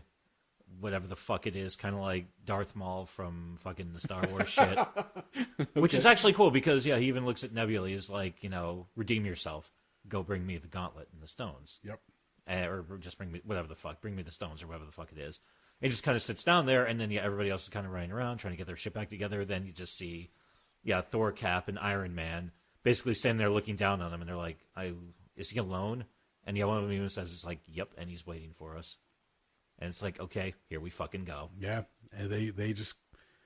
The events that unfold as they start fighting him, and you see, what I love especially is Thor, as he gets ready, he has Stormbreaker, and he calls Mjolnir to him. Now he's fucking dual-wielding hammers, ready to go. You're like, oh, okay, he's Fat Thor, he's still dealing with a lot of shit, but he's got double the power. Let's see if he can do it. But then they also do that other thing, and this is actually, I got a little confused at this. So the lightning hits him, and all of a sudden, his hair and his beard are braided, and it looks like the electricity or the lightning shaves some of the belly off of him. A lot of people were saying that. I don't think that was the case. I couldn't quite. It was tough to tell. The costume still had a gut. But it was not as prominent. I think the beard and everything else he probably did before the whole snapping again of bring people back. No, he never had the beard like that before. You sure? He never had the beard that long where he could braid it like that. Okay. Because I said, holy shit, that's kind of cool looking, because I always thought that was a neat look. Well, because everybody thought that by him grabbing Mjolnir again, or even Stormbreaker dual wielding, that by the lightning striking him, it was going to be like a quick change, like back in the old cartoon days, where you're in your disguise, your civilian disguise, and suddenly you have the power, and all of a sudden you turn like He-Man. Yeah. Well, that's a bad example, though, because Prince Adam was always fucking jacked compared to He-Man. Yeah, I was going to say, they both look like they were fucking gassed to the fucking gills and fucking Diana Ball. I guess the better example would be in the old Yeah, the old Spider-Man cartoon with Spider-Man, Firestar, and Iceman. Iceman would freeze himself in a block of ice and then burst out, and he would be Iceman. The quick change into that. Yeah. So that's something along those lines you thought was going to happen. When the lightning strikes him, he's still Fat Thor. Because he gasses real fast in the battle. Yeah, fair enough. Okay. And which I kind of liked because it was the same idea that they took down Thanos in the beginning of the movie. Thanos was weaker. He was injured. He was, at that point, wasn't expecting a battle anymore. He was done. He had finished his task. Yeah, he didn't even give a shit if he lived or died. Exactly. In fact, it was almost like he was waiting for death on that planet by himself. At this point in time, you've got a weaker Thor, which I thought was brilliant in the writer's mind because when they go to fight Thanos, it's a weaker version of Thor. Yeah, he's got 2 hammers. He's got double the power, but he's still a weaker Thor, so he's got to try to fight this mad titan, but he's not up to full strength. Okay, this is where I got lost, actually. Okay. Because they've played with exactly how powerful Thanos is in these goddamn movies a fucking lot. Yes, they have. So I honestly was of the philosophy, it's like, oh, okay, they're just... The 3 of them on their own is not enough to defeat Thanos. Yes. In fact, the point of the matter is they can't... They almost can only... It almost feels like they could only fight him to a stalemate. Yes. Instead of actually killing him. So, and that's why he is such a major threat. Because everything else they've ever faced in all the fucking movies, whatever the hell it's been, they've always been able to figure out a way to overcome. Even if it's using the stones or using whatever, they can always come out on top, whatever iteration of any of the good guys in the MCU are. Mm-hmm. And that's what made Thanos such an existential threat, is he's virtually unbeatable. Correct. So, but then again, I saw him that he was basically housing everybody like 3-on-1. He was still holding his own pretty well. I was like, well, it's just because it's Thanos. It's basically you can make him as strong or weak as you need to. Yeah, well, keep in mind, in Infinity War, on the ship, before he destroys it, he kills Loki, and he's about to leave Thor to die on the exploding ship. He fights the Hulk. Yeah, he beats the shit out of Hulk. Yeah. He takes a beating by the Hulk, and then he just gives it right back to him and lays him out. Yeah. So you're like, okay, that's kind of a baseline, essentially, for the viewers. He can take on the Hulk with no problem. Okay, I can see that. So for him to take on now a god who's weakened in my mind, because he's just let himself go, Tony Stark, we've already seen, cannot go toe-to-toe with him for long. He will eventually lose out to him. Yeah, I mean, he can throw some tricks at him with his tech, but, I mean, he's got a finite supply of those. He's still a human in a tin can, essentially. Yeah. And Captain America is still just a human on steroids, essentially. There's nothing real special other than that. Yeah, I mean, like, by human standards, he's he's amazing, but, yeah, when you're talking about, like, some type of a cosmic being, it's a lot tougher to rack up. So the 3 of them take the battle to him. It's an awesome fight, because you see them go crazy. And there's a moment where he's laying them to waste. He's got Thor pinned down, and now he's pushing Stormbreaker into his chest, much like Thanos had done to him in Infinity War. Mm-hmm. Like, oh, this is like they're replaying that scene. It's kind of revenge in a sense. And you see Mjolnir start to spin off the ground a little bit. Like, whoa, all right, Thor's calling the hammer for anybody who's watching the film. Him sitting in the seat, like getting all giddy at this point, like, I know what's happening. Me too, yeah. We're getting the payoff from Age of Ultron. Holy shit. In this moment, wherever, like, I don't know in your theater, but we're watching it, it erupted with applause and people cheering. Yeah, people were fucking marking out pretty goddamn hard. He catches the hammer. Captain America grabs the hammer. You realize at that point in time, in Age of Ultron, he is only able to budget. And here's the theory for this. He's only able to budget because he's carrying with him a secret that does not make him worthy at that point. The hammer deems him so. Because he's got the secret of what happened to Stark's parents. Yes. Oh, cool. I never thought of it like that. It wasn't until the end of that movie of Civil War where he finally lets the secret out and tells Tony, and Tony loses it, and they have that epic battle, that now that's the only thing that was holding him back. Now the hammer says, no, have at it. You are now worthy. Yep. Yeah. And he just fucking unleashes not only with the hammer, but his shield. I like the other callback where he throws the shield behind Thanos, throws the hammer, it hits the shield, bong, that vibranium blast that comes out was a callback from the first Avengers movie where Captain America, Thor, and Iron Man are fighting in the woods. Mm-hmm. And they level the forest. Yeah, Thor smacks the shield and just destroys everything around them. They're just going. And even with the hammer, even with the vibranium shield, it's not enough to keep Thanos down. He fights back. He breaks down Captain America's shield. Mm-hmm. He's got him down. And just when you think, like, shit, even the 3 of them still can't do it. Well, actually, there's something else really interesting, too, about that scene. What's that? So the scene when Thanos is kicking his shit out of Captain America, and he's just got that double-bladed weapon of his, and he's just smashing the shit out of him, and Captain America's blocking. The pattern in which the vibranium shield breaks is very, very, very fucking similar to the pattern in Tony Stark's vision from Age of Ultron. Yes. So even the way where he's lying on the ground, it's very, it's almost, I think they purposely set it up to reflect that. When you go back to that vision in Age of Ultron, when he sees the scene of all the Avengers falling in front of him, the shield's there, you're right. They say that Black Widow is laying in the same position that she lays at the bottom of Vormir. The pit. You see, I think it was Hawkeye, I guess something was like jabbing into him, or Hulk had his arm that was injured, very much in the same way that happens after he did the snap with the new gauntlet. So they pay that all off. They set that up for foretelling, and it pays off in this film during this battle.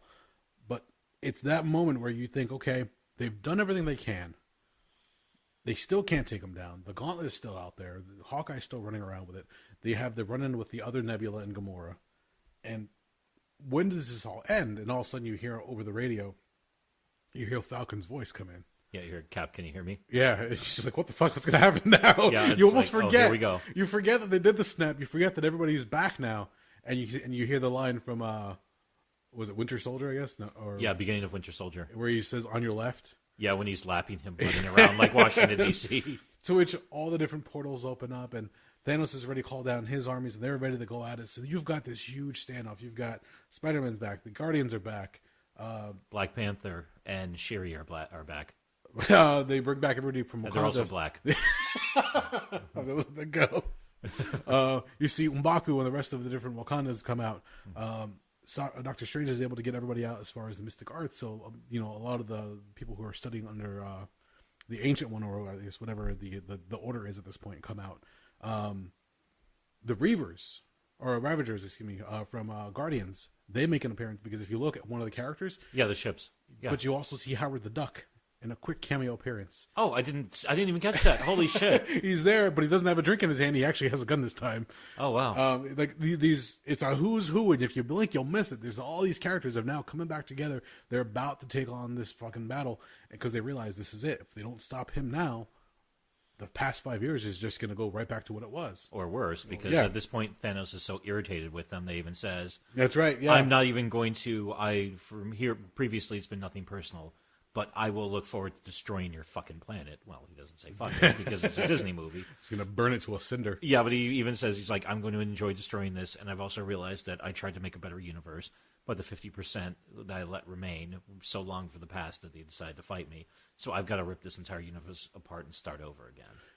That puts Thanos in line more with the old comic version, where he has that infatuation with death and just wants to please death. Yeah. This puts him closer to that ideology. Because he wants to fuck death. Yeah, he just wants to destroy it all. Fuck it. I'm just going to prove it that I'm the ultimate being, and getting the gauntlet back will be that step. Yeah. But just seeing everybody come back, it was just that comic book geeky feeling where you're like, holy shit, this is the payoff. But this is also it's what you build for in everything, whether it was cartoons or action movies. When you get everybody together on both sides and everybody's lined up, and then of course, and then you get the fucking moment when everybody fucking lines up and is ready to fucking go, and they show everybody coming back. I mean, even Wasp is back, and Pepper Potts is wearing the fucking rescue armor that fucking Stark created for her that they mentioned earlier in the movie. And you see all the ships coming in, and you see everybody and their fucking brother, and there's thousands and thousands of people there ready to fight. And then, everybody kind of lines up in front, and again, you see Spider-Man do that quick jump-in thing. And then you get... I'm giving it to you. Oh, the return of Captain Marvel, or which one are we going for?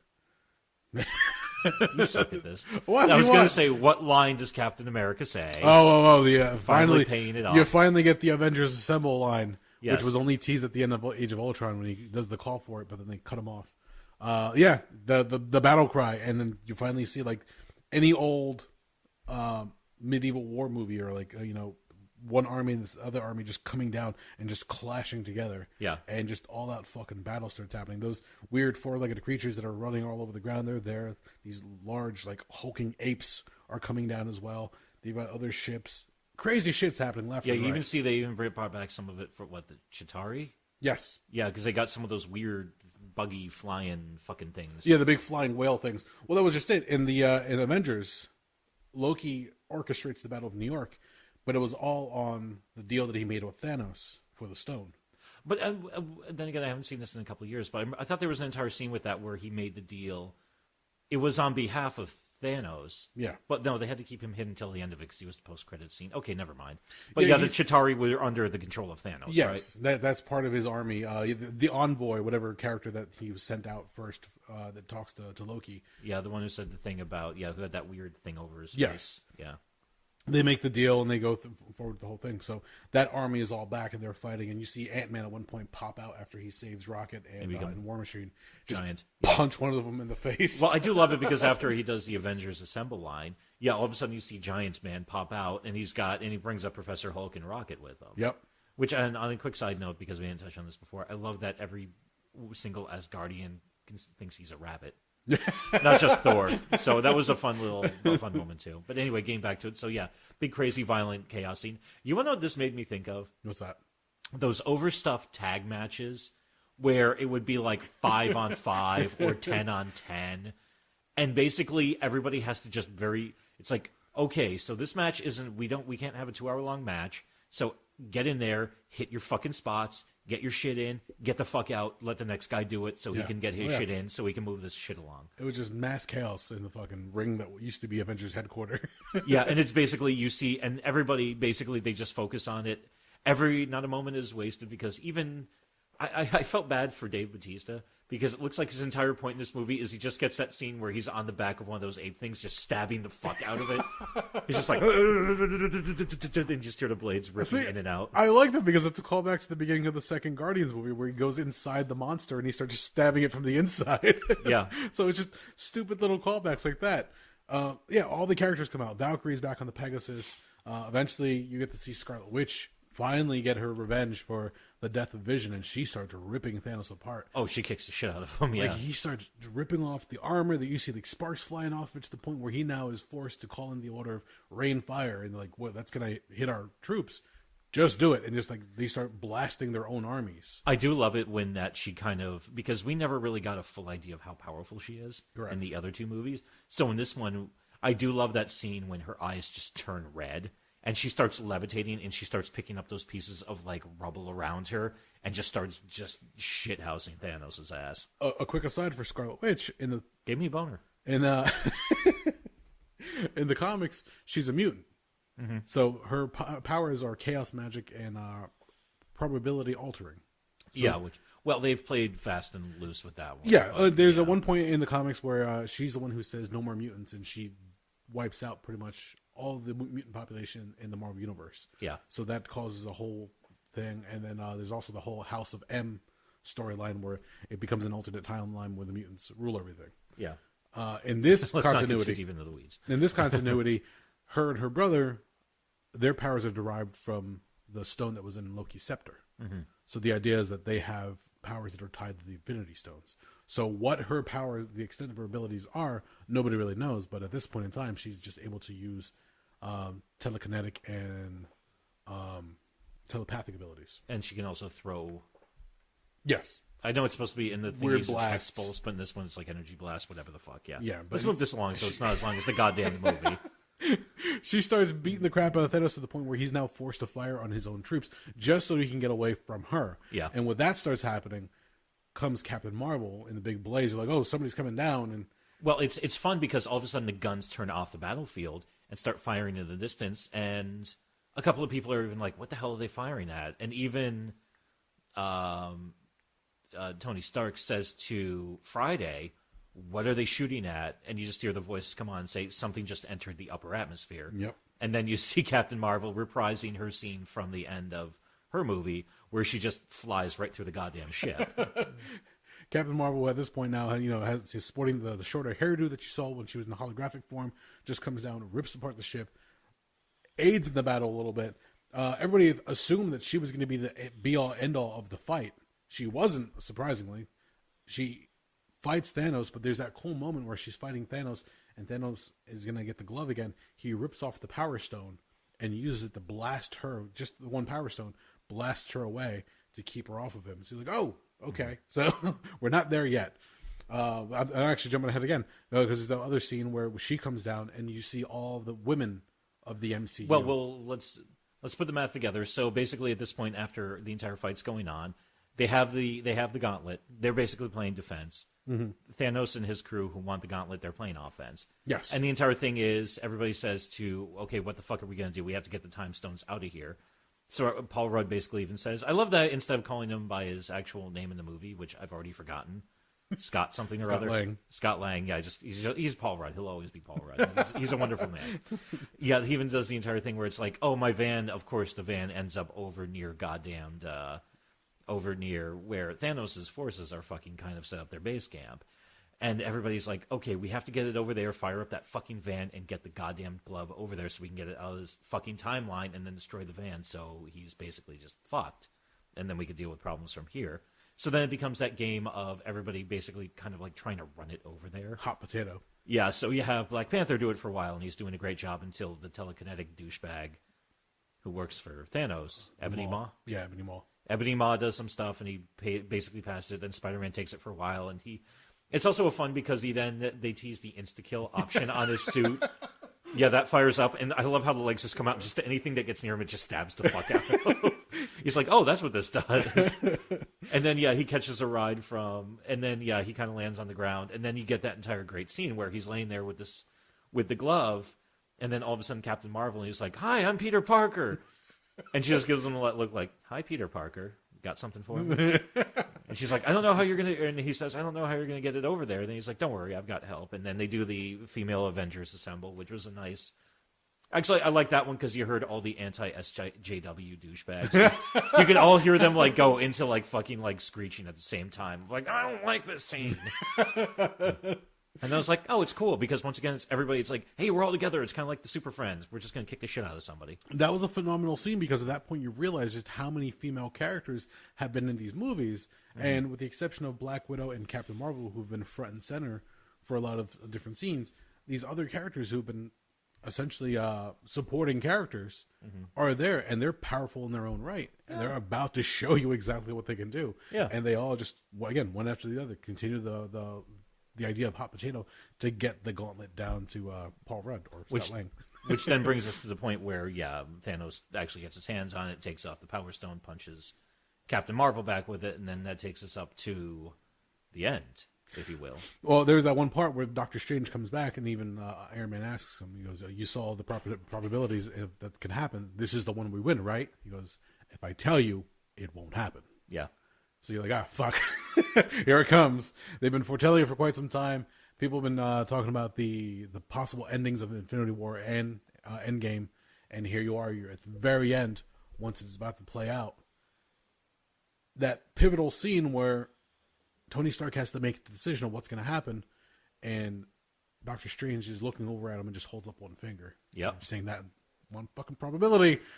Better fucking do it. And that's the point where he realizes he has to rush in. When he rushes in, it's a cute moment where Thanos has the gauntlet. He's about to do the snap again. Now, not just half the universe, all of it. Like, he's just going to wipe out life. And when he reaches him, he goes for the gauntlet. Thanos shrugs him off. And then he snaps. But it's an empty snap. It's hollow. Nothing happens. And that's when you realize, when he turns the gauntlet around, there are no stones on it at this point. And people are going, wow, what the fuck happened? Tony Stark built the fucking thing. Don't you think he's going to have security locks that if he has to get the stones off by himself, it would go to, again, nanotechnology? That's how I'm writing this one off. It's a safeguard. That's what I would assume. Yeah, so he looks over and you see him now kneeling there. Now Iron Man has the stones. And now it's up to him to do what he wants. Mm-hmm. And he says the line, I am Iron Man. And he snaps. And at that point, his wish or his decision is to wipe out all of Thanos' army. Yep. And Thanos doesn't have any comeback. He doesn't have a line. He just sits kind of there, plops down and is like, fuck. He just accepts the fact that he's about to get dusted. Yeah, he's like, I lost. Yeah. Which is very true to the character at that point in time. You're like, damn, okay, yeah, he knows he just got beat. Mm-hmm. And slowly but surely his army goes away. The big flying whale things are dusting off. All the different characters have been fighting. Spider-Man, who's been buried under the insta-kill bodies that are falling on top of him, they're all starting to fall away. And you realize, holy shit, they did it. But at that point in time, you realize at what cost? Because Hulk almost couldn't survive the power of the stones. How could Iron Man, even with his suit on? It burns, much like how we saw Thanos earlier in the film. Part of his body was burnt severely. Mm-hmm. Happens to Tony Stark, and he falls back. And he's sitting in that moment of shock that he's not sure what's happening, but he's just staring off in the distance, and people have to talk to him. Like Spider-Man walks up, and again, it's that moment of fucking emotions. You're like, oh shit, here's now Peter's back. He's about to have his mentor back in Tony Stark, and he's trying to tell him we won. And then finally, when Pepper comes up to him, he goes, "You did it. You can rest." You're like, "Fuck." Yeah, and that was the point where it's like, "Yep," and okay, and now I'm tearing up again. All right, movie, you did your job. I listened to Kevin Smith's review. I've already seen the film, that I listened to Kevin Smith's review, like reliving through another fanboy's eyes. And it's funny when he talks about certain points in the movie. He starts tearing up. And even as I just explained that final scene, I started tearing up again. So I'm like, fuck. They did a really good job in telling that story. So we get to the big epic battle. Everybody's finally, back together. They defeat Thanos. They have to do it at a cost.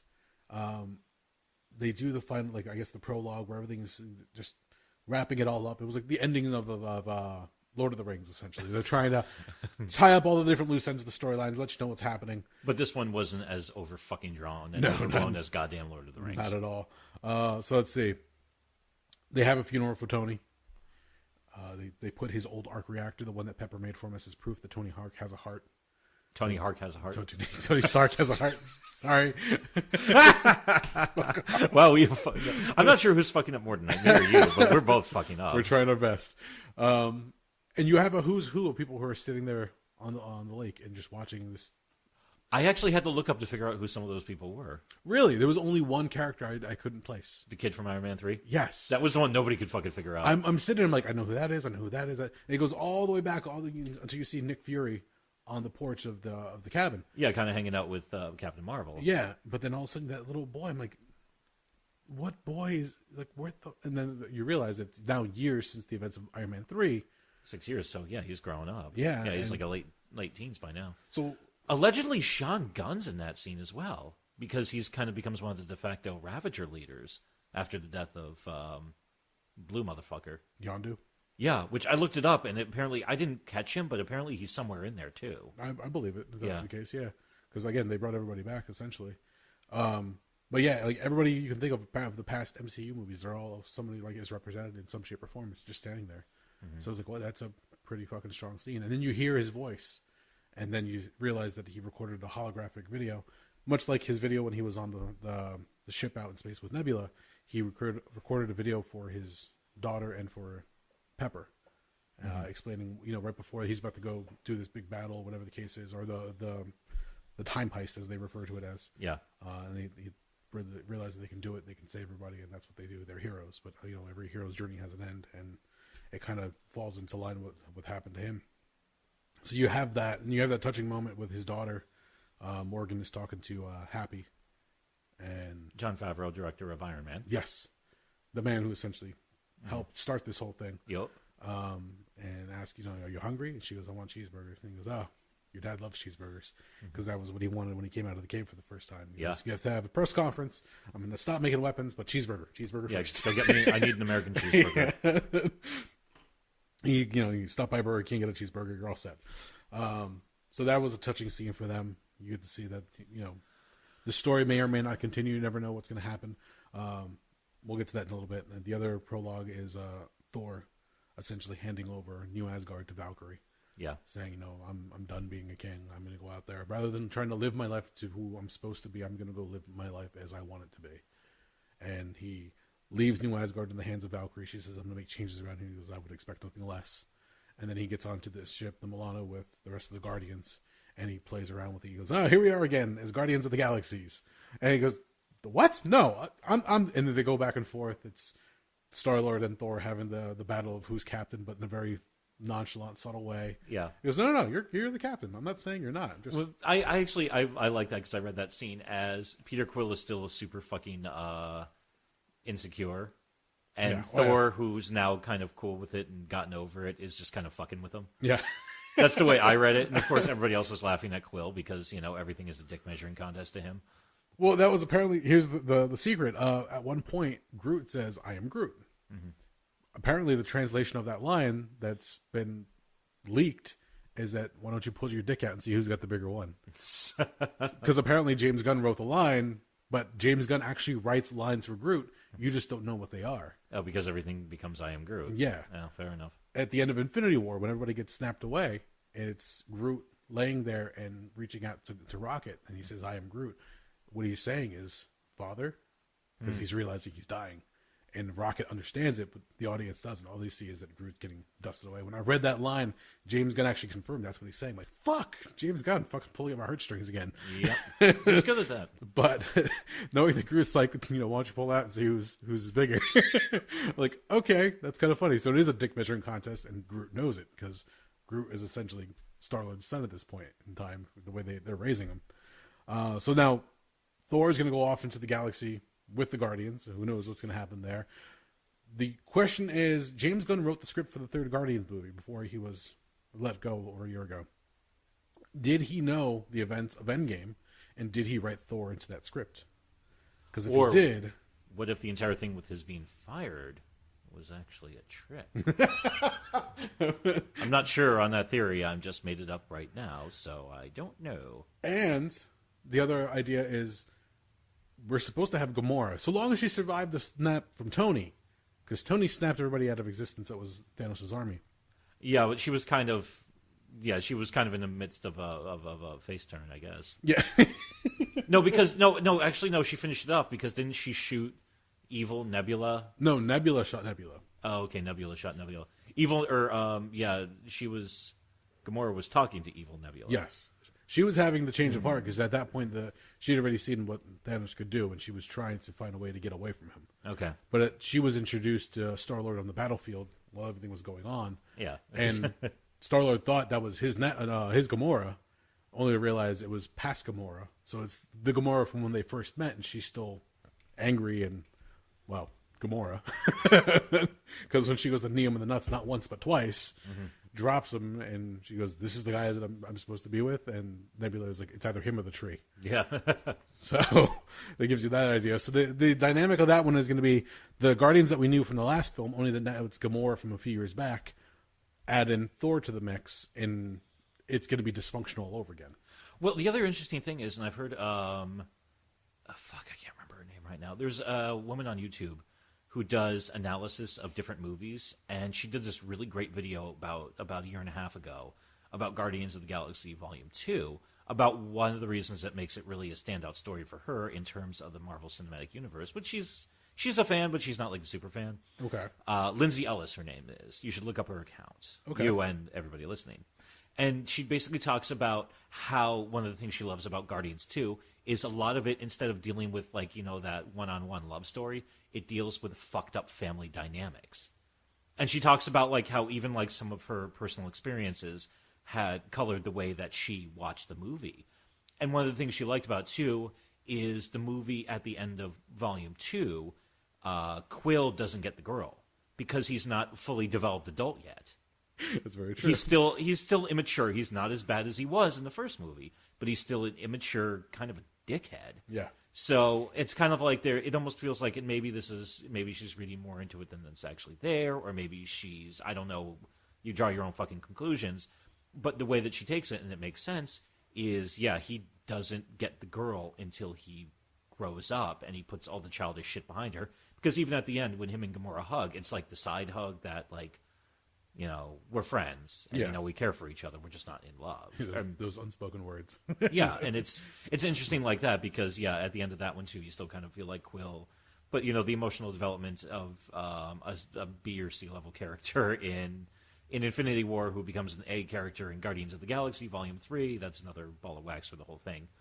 But then that takes us, of course, to the most important and the final piece of the epilogue. Yep. So they had promised the Ancient One that once they were done with the stones, they were going to return them all into their rightful time and place. Yes. So that way they can avoid branching off other realities. Mm-hmm. That task falls to Captain America. And you see him get the case, has all the stones in it, and he also picks up the hammer. Yes. Which at first I'm like, wait a minute, he's just going to hold on to the hammer? Oh, no, he's taking it back. Okay. But that's the question, though. So you can go back and put certain things back in their particular places. He would have to create another tesseract for the one stone, put it back in the cube. The other one has to go back into Loki's scepter, essentially. And then, what does he go back to Thor, the Dark World, drop off the hammer, and inject Jane Foster with the ether again? I guess. Well, actually, the big question I had is when he goes to drop off the Soul Stone on Soul Stone on the Soul, whatever the fuck I said. Yeah, there we go. Another point. This is like the worst Iron Man match in the history of fucking everything. Reverse Iron Man match. Who can fuck up more as opposed to who can win more? When he goes back to Vormir to drop off the Soul Stone. Yeah. Does he just by reflex start beating the shit out of Red Skull? That's the scene I want to see. Yeah, I want to see him go to Vormir because I'm sure nobody told him it's the Red Skull. Probably not. It probably escaped them because there was some shit going down. But he goes back, sees the Red Skull standing there. Red Skull probably explains to him, I sought the treasure that I once wanted, but I can never hold it. Now I'm forced to be here. Gives them the whole rigmarole. Yeah, and it's immediately followed by America, fuck yeah. But Dick, I could have fucking spent my life with Peggy Carter. Fuck you. That was one of the questions people were asking. If he returns the Soul Stone, do you undo the curse of the Soul Stone? The question from the writers is, no, you don't. Mm-hmm. That's the price for getting the stone. If he's returning it, it's being returned for that purpose. That's pretty much how the stone itself plays out. Yeah. It always returns back to Vormir because you can only get it through a sacrifice. Yeah. So with that, people are wondering, can you bring back Black Widow? Can you bring back Gamora? With the snapping of the gauntlet. Hulk himself says, when I brought everybody back, I tried bringing back Nat. I couldn't. So that is one of those little exceptions, I guess, to the Infinity Gauntlet. For as powerful as it is, the Soul Stone, whatever holds it there, cannot be broken. So we still lose Black Widow in that sense. Mm-hmm. But they say, because they also established 10 seconds in the quantum realm is equal to 1 hour time. Something to that effect. 1 year is 1 hour is 1 year. Yeah, something to that effect. So they give you an idea of how much time will pass here is how much time will have that over there. So they say that it'll give him 5 seconds to go do the trip to replace all the stones, and he'll be back. Yeah. And when they count down, he doesn't return. And they're like, well, bring him back. What the hell? What's going on? And then all of a sudden, Winter Soldier looks over and goes, hey, over there, over by the lake, there's a lone figure sitting on a bench. And Winter Soldier tells Falcon to go over and talk to him and see what's going on. You find out it's Captain America, but he's aged dramatically. Mm-hmm. He's an old man, gray hair. He's not fighting Thanos anytime soon. And you find out that, he's returned all the stones. He returned the hammer, but he decided to stick around. Mm-hmm. And at one point, when he hands over the shield to Falcon, he gives it to him, and as he's handing it over, you see he has a wedding ring. Mm-hmm. And he goes, you want to tell me about her? He goes, no, I don't think I will.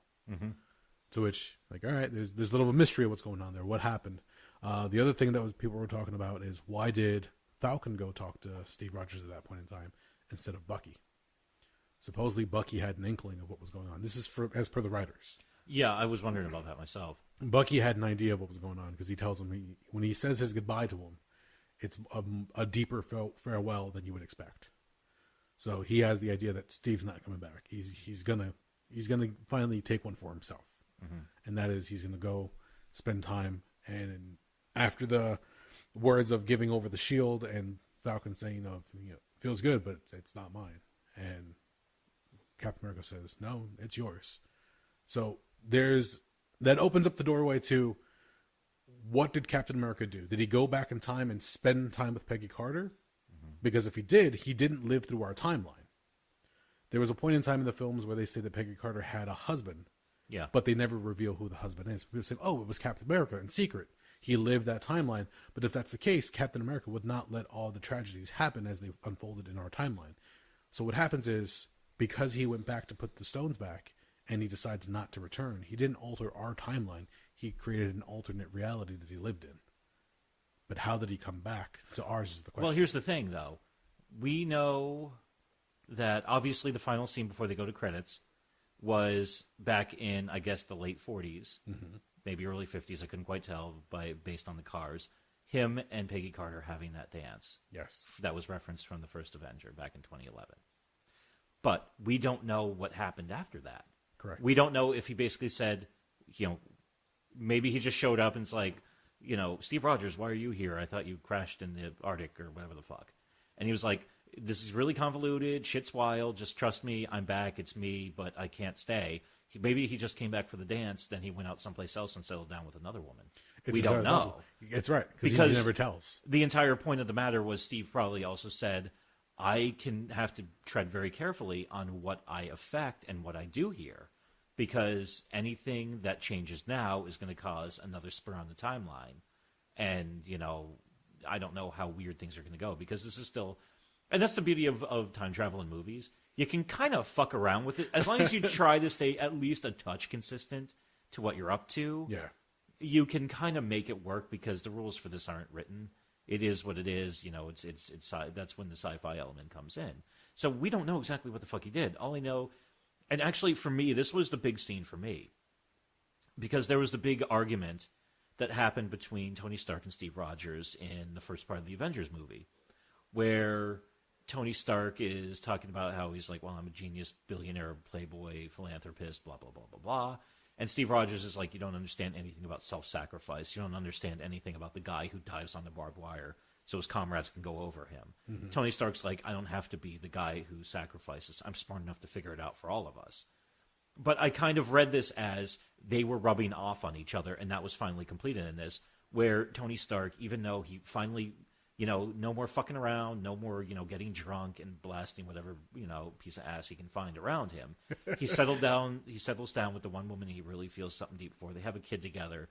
He fucking takes to domestic life. I mean, even in the scene where he's washing the dishes near the beginning. Yeah. And, and even with all of that, he commits the ultimate act of sacrifice, and he saves the day. On the flip side, Captain America, who's been sacrificing everything, no matter what. I mean, sacrificing, he was ready to go and die in World War II, even though they wouldn't take him because he was so sickly.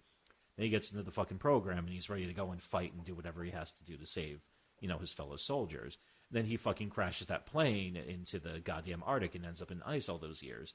And it's sacrifice after sacrifice. And then when he gets back, it's like, well, I'll just be here if you guys need me, training for the next mission, I guess. Well, meanwhile, every time I open up this pocket watch and I look at that picture of Peggy Carter, my heart breaks all over again. Yeah. So you feel good for the guy, because finally he gets a happy fucking ending. And it's almost, and once again, I'm teary. You can hear my voice quivering a little bit, because it's like, here's this poor fucking guy who's been through so much shit. Yeah. And he finally gets, like, in a previous iteration of Steve Rogers probably would have said, I can't break the laws of time travel. I got to go back to my time and, just retake my post watching over everything. Yeah. But in this one he says, no, we've eliminated every known threat right now. I'm going to go and actually try to live my life. What I like about that, and you're right, because that they refer to as that final dance, which is such a beautiful thing to close out on, is the song playing, the two of them staring to each other's eyes, having that final kiss. You're like, fuck, he finally got it. He won. Mm-hmm. He got the girl, essentially. But after he crashes the plane, he sacrifices himself in the first Avenger. He's able to go back into that time, whether it be our timeline or a branch timeline, alternate reality. He's able to go back to his time and live his life. Yeah. So he'll get the references as things come across now. Yeah, because like, I can actually experience. Like, I'll be able to see, fucking Star Wars when it actually comes out in the fucking movie theater. Yeah. So all those different things will make sense to him, and that was such a beautiful thing. To close it out on. And they also mentioned that the possibility that when he hands Falcon the shield and Falcon says it's good, but it's not mine, the question was raised, is it Falcon's? Because the shield was destroyed during the battle with Thanos. It was shattered. Good point. Yeah. So did he go back into the timeline and steal another shield?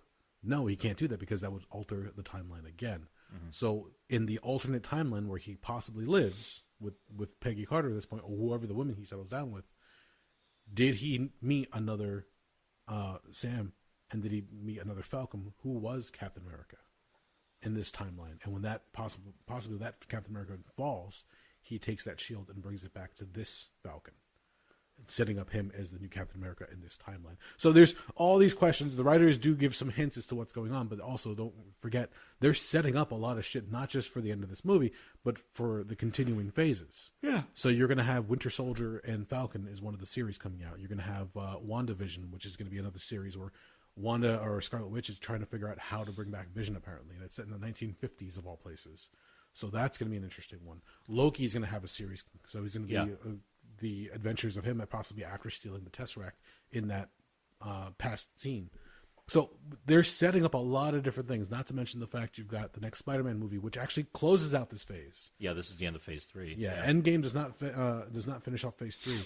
It's the events of Spider-Man going back to school and then going on a trip overseas, far from home. So, and Jake Gyllenhaal's there.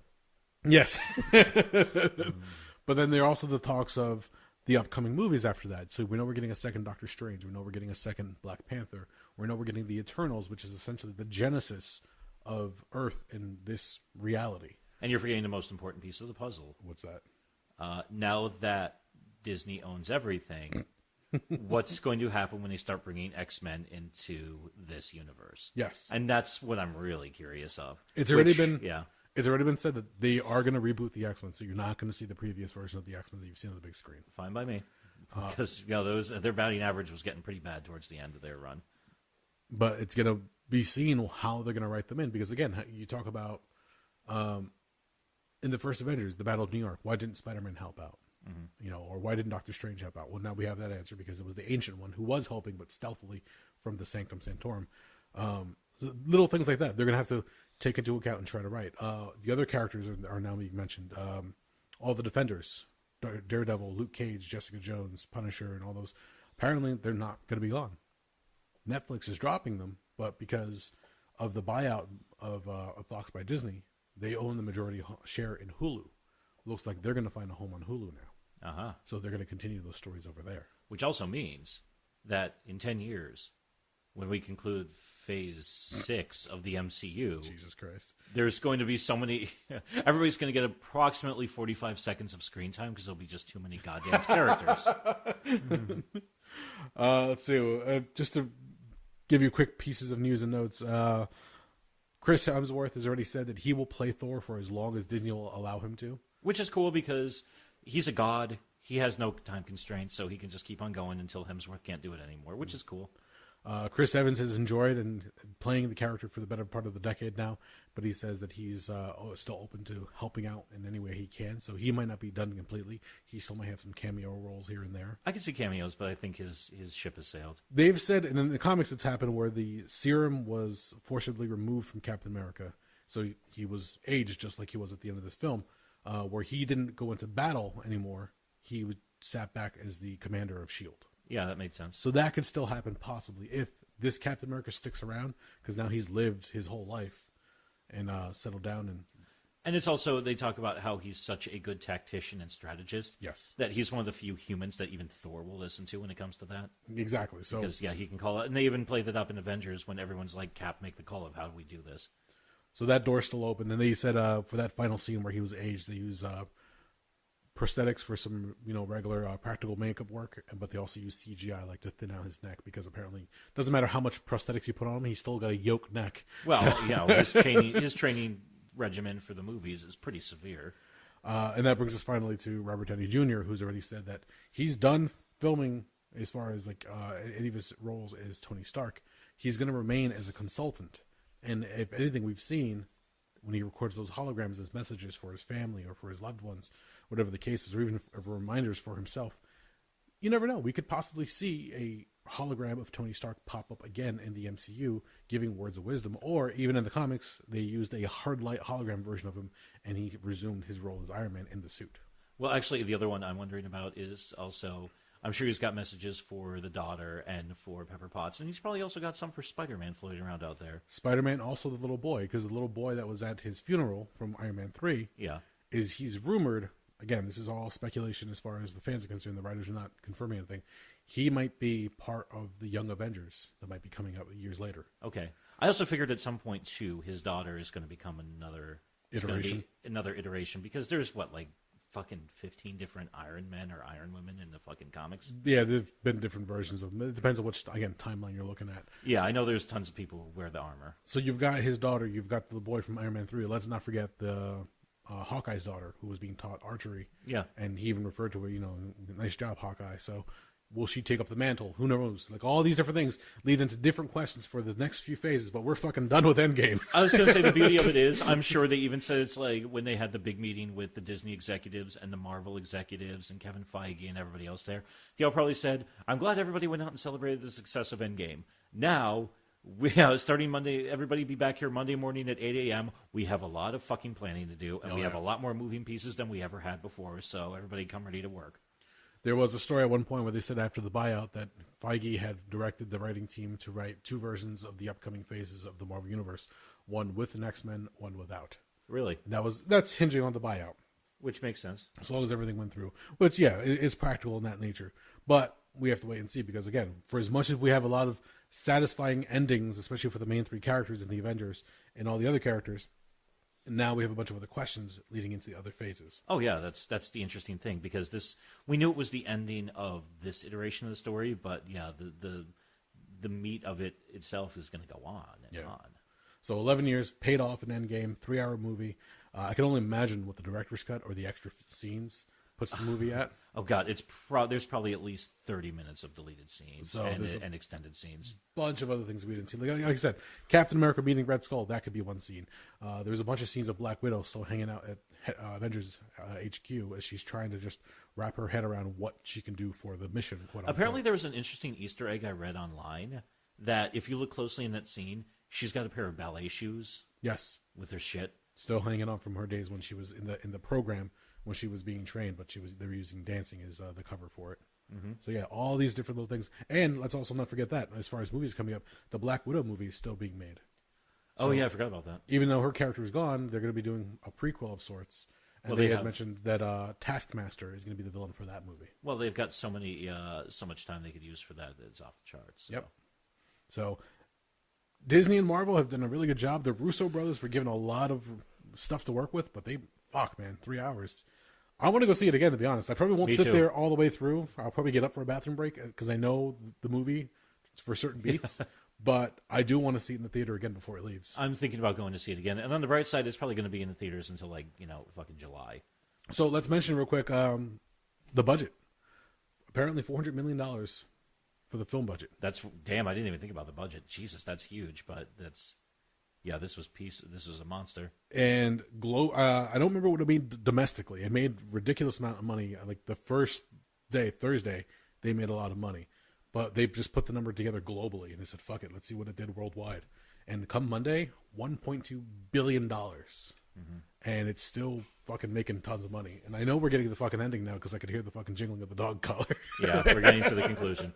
So, yeah, what is, as of today, Wednesday, May 1st, do we know what the total is as of today? It was above $1.3 billion. Okay, I know it's broken every record. In terms of opening weekend, it beat out Fast and Furious 7. In terms of total box office champion, I think it's already beaten Avatar. And Avatar was in theaters for goddamn forever. Yeah, Avatar even came back into theaters at one point in time. They didn't right after with the entire thing with the Oscars back in 2010. God, it feels like forever ago.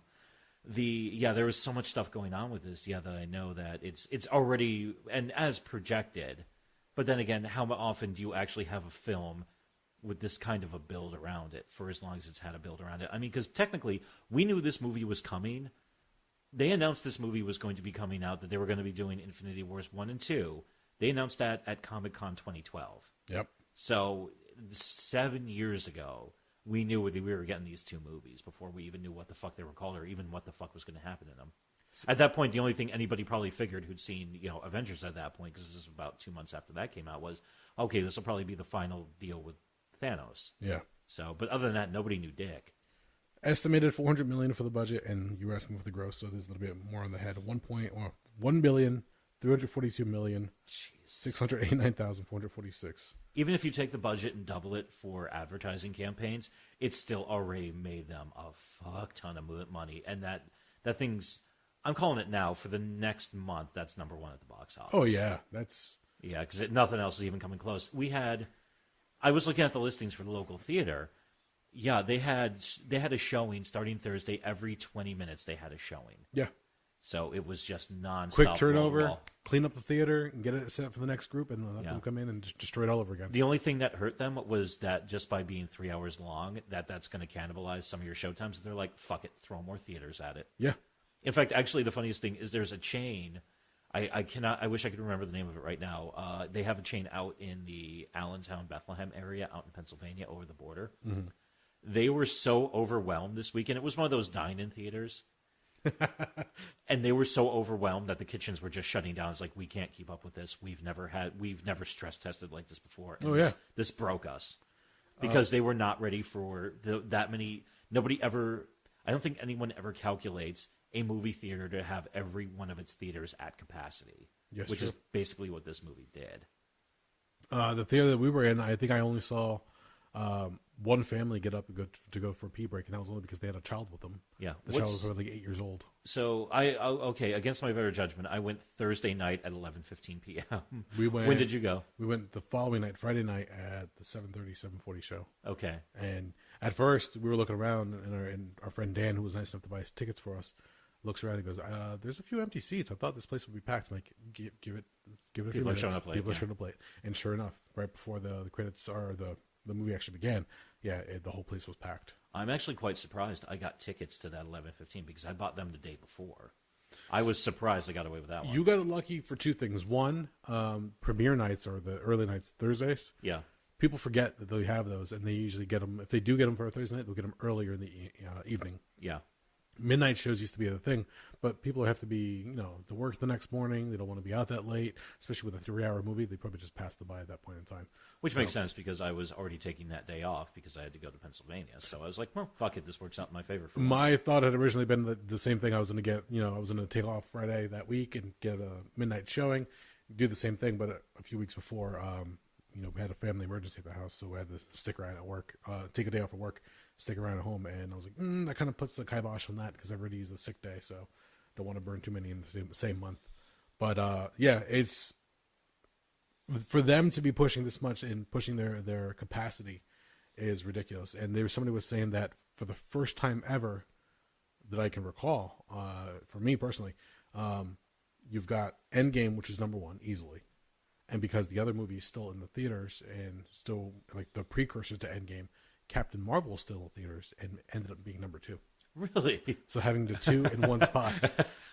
I'm sure the gulf between the two of them was pretty hefty. Oh, I'm sure. Yeah, definitely. But still, the fact that, Brie Larson's like, oh, wow, I'm in the top 2 films at the box office right now. That's, the odds of that happening again anytime soon are probably pretty damn low. Captain Marvel passed the $1 billion mark in the global gross. Oh, yeah. And Endgame did it in one weekend. Yeah. But the other thing they were mentioning between the two movies is when she filmed her scenes, it was reversed. She filmed her Endgame scenes before she even made Captain Marvel. Yeah, I heard about that. So when people were asking, like, so what's your character? She's still, captain. Yeah, she was still trying to like establish what the character was, what she did, what the origin was. So she was just pretty much like flying blind half the time. Yep. And how they filmed the scenes is a whole other discussion we can get into another time. This is running pretty far. Yeah, but green screens, people are not necessarily in the same rooms. It's just a lot of film photography tricks just to make it all work and come together. It's ridiculous. My personal favorite is every time they were doing anything with Thanos, Josh Brolin would play him, but they basically had this weird thing strapped to him. So they had this like giant picture of Thanos like a foot above his head, yes, simulating his height and size. Yeah, that was pretty awesome. Who was the guy who played Ultron in the second Avengers movie? James Spader. James Spader. When he was there, he had a similar thing where they had like some kind of a rig on him, and they had this almost like antennae almost that came over his head. Oh, and they said act to that. Yeah, they had like tennis balls up top. And the problem was that the actor who plays Scarlet Witch every now and then would look into the actor's face as he's delivering his lines. And the guy who's playing Quicksilver would go, "Look at his balls! Look at his balls!" Because she would like break the scene because she's looking down instead of up. Yeah, because because as an actress, she's probably like, face, emote, react. And Spader is an actor that he can grab your attention the way he delivers lines. Well, yeah, he's a good actor. Yeah, so you're just like, you're engaged with him, but also, tennis balls. I have to look up. So, well, actually, the biggest question of all, did you like it? I hated it. After 11 years, I was like, fuck this, man. I paid for this. I know one person who said they were disappointed with it. Really? Yeah. Who? I'm not going to say on air. Okay, fair enough. I saw them say something on Twitter, and I was like, I was going to engage them. I was like, I don't care. So, all right, and I'm biased because I've been reading comics since I was a kid. I probably learned how to read because of comics, to be honest. knowing the characters, knowing the backstories, knowing the history, and then investing in 11 years worth of the films. I still remember going to watch Iron Man in the theater and being so fucking excited to see it work so well. Yeah. Like Robert Downey Jr. doing such a great job being Tony Stark. Like I'm like, oh my god, this guy was born for this fucking role. He was the rock of the franchise because they've even come back and said, listen, if Iron Man didn't perform as well as it did, and it's hard to believe too because so many things could have gone wrong. Because if you remember correctly, that was the light, fun popcorn movie that summer because 2 months later, The Dark Knight opened, which everybody had been waiting for years at that point, which was, putting this lightly, tonally different. Where you've got a guy who's, trying to find a sense of personal responsibility to help the world, and the other one, you're basically looking at a battle between order and chaos, done absolutely beautifully. Yeah. So, it's funny to think, where even if they had put the opening of Iron Man too close to Dark Knight, it might not have performed as well. That's very true. And may have not led everything to blow up the way it did. Because, that was even before the Marvel Studios, I think, was a fully realized thing. They were a small studio at that point. They weren't even bought out by Disney at that point. Oh, yeah, definitely not by Disney. But they were still at that point where, they were at such that nascent incubator stage where, the slightest sharp blow could have stopped them before they became the juggernaut they are now. What if sometime down the future the juggernaut of the MCU becomes so big we have to go back in time and actually make Iron Man fail? So it never happens. That's a possibility. Yeah, so we're going back in time and we're like trying to get like Robert Downey Jr. back on dope. Oh, like, God. Here, I'm just going to leave this bag of heroin here. Anyway. Well, that was the idea that back then that even the insurance companies weren't on board because of Robert Downey Jr.'s past. They knew what kind of a liability he was. Yeah, that was where they had to put up like a crazy amount of money to bond him because he was still beating the stigma from his days when he was, and at that point he was a couple of years clean, but he still had that stigma of he was just an out of control junkie. Yeah, I think the last thing he worked on prior to all this was Ally McBeal, and at that point he left the show. He did a couple of small like art house indie projects. Did he? About like 2000. I'm trying to remember what happened. There was actually something where I think, and I might be getting the facts wrong. If you look up his Wikipedia page, somebody else in Hollywood who was an old friend of his actually paid for his bonding on one of the first movies back. Oh, really? Because he couldn't get the bonding at all through any of the insurance companies. So somebody who he was friends with, and I want to say Mel Gibson, but don't quote me on that, actually said, hey, he's coming back. I believe in him. I know he's a good actor. I think he's got his act together now. I'll put up the money. If he no shows and fucks it up, then you keep that couple $100,000 and and we all go away. But I think he'll be okay. And he actually said, and that's when he started rebuilding because that summer in 2008 he did Iron Man, and then I think 2 months later Tropic Thunder came out. Yeah.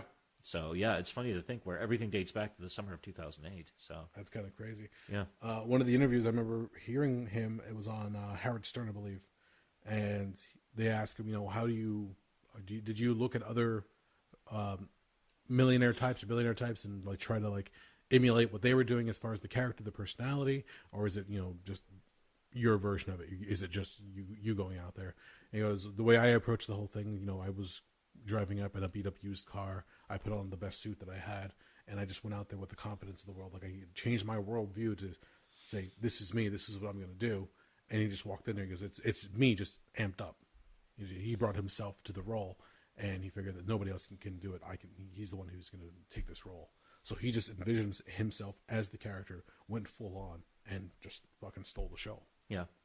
Well, it's interesting, too, on a useless side note, and let's try to wrap this up soon because I know we're both going on and on. It was interesting because one of the things that made the difference for him was he did a dual diagnosis.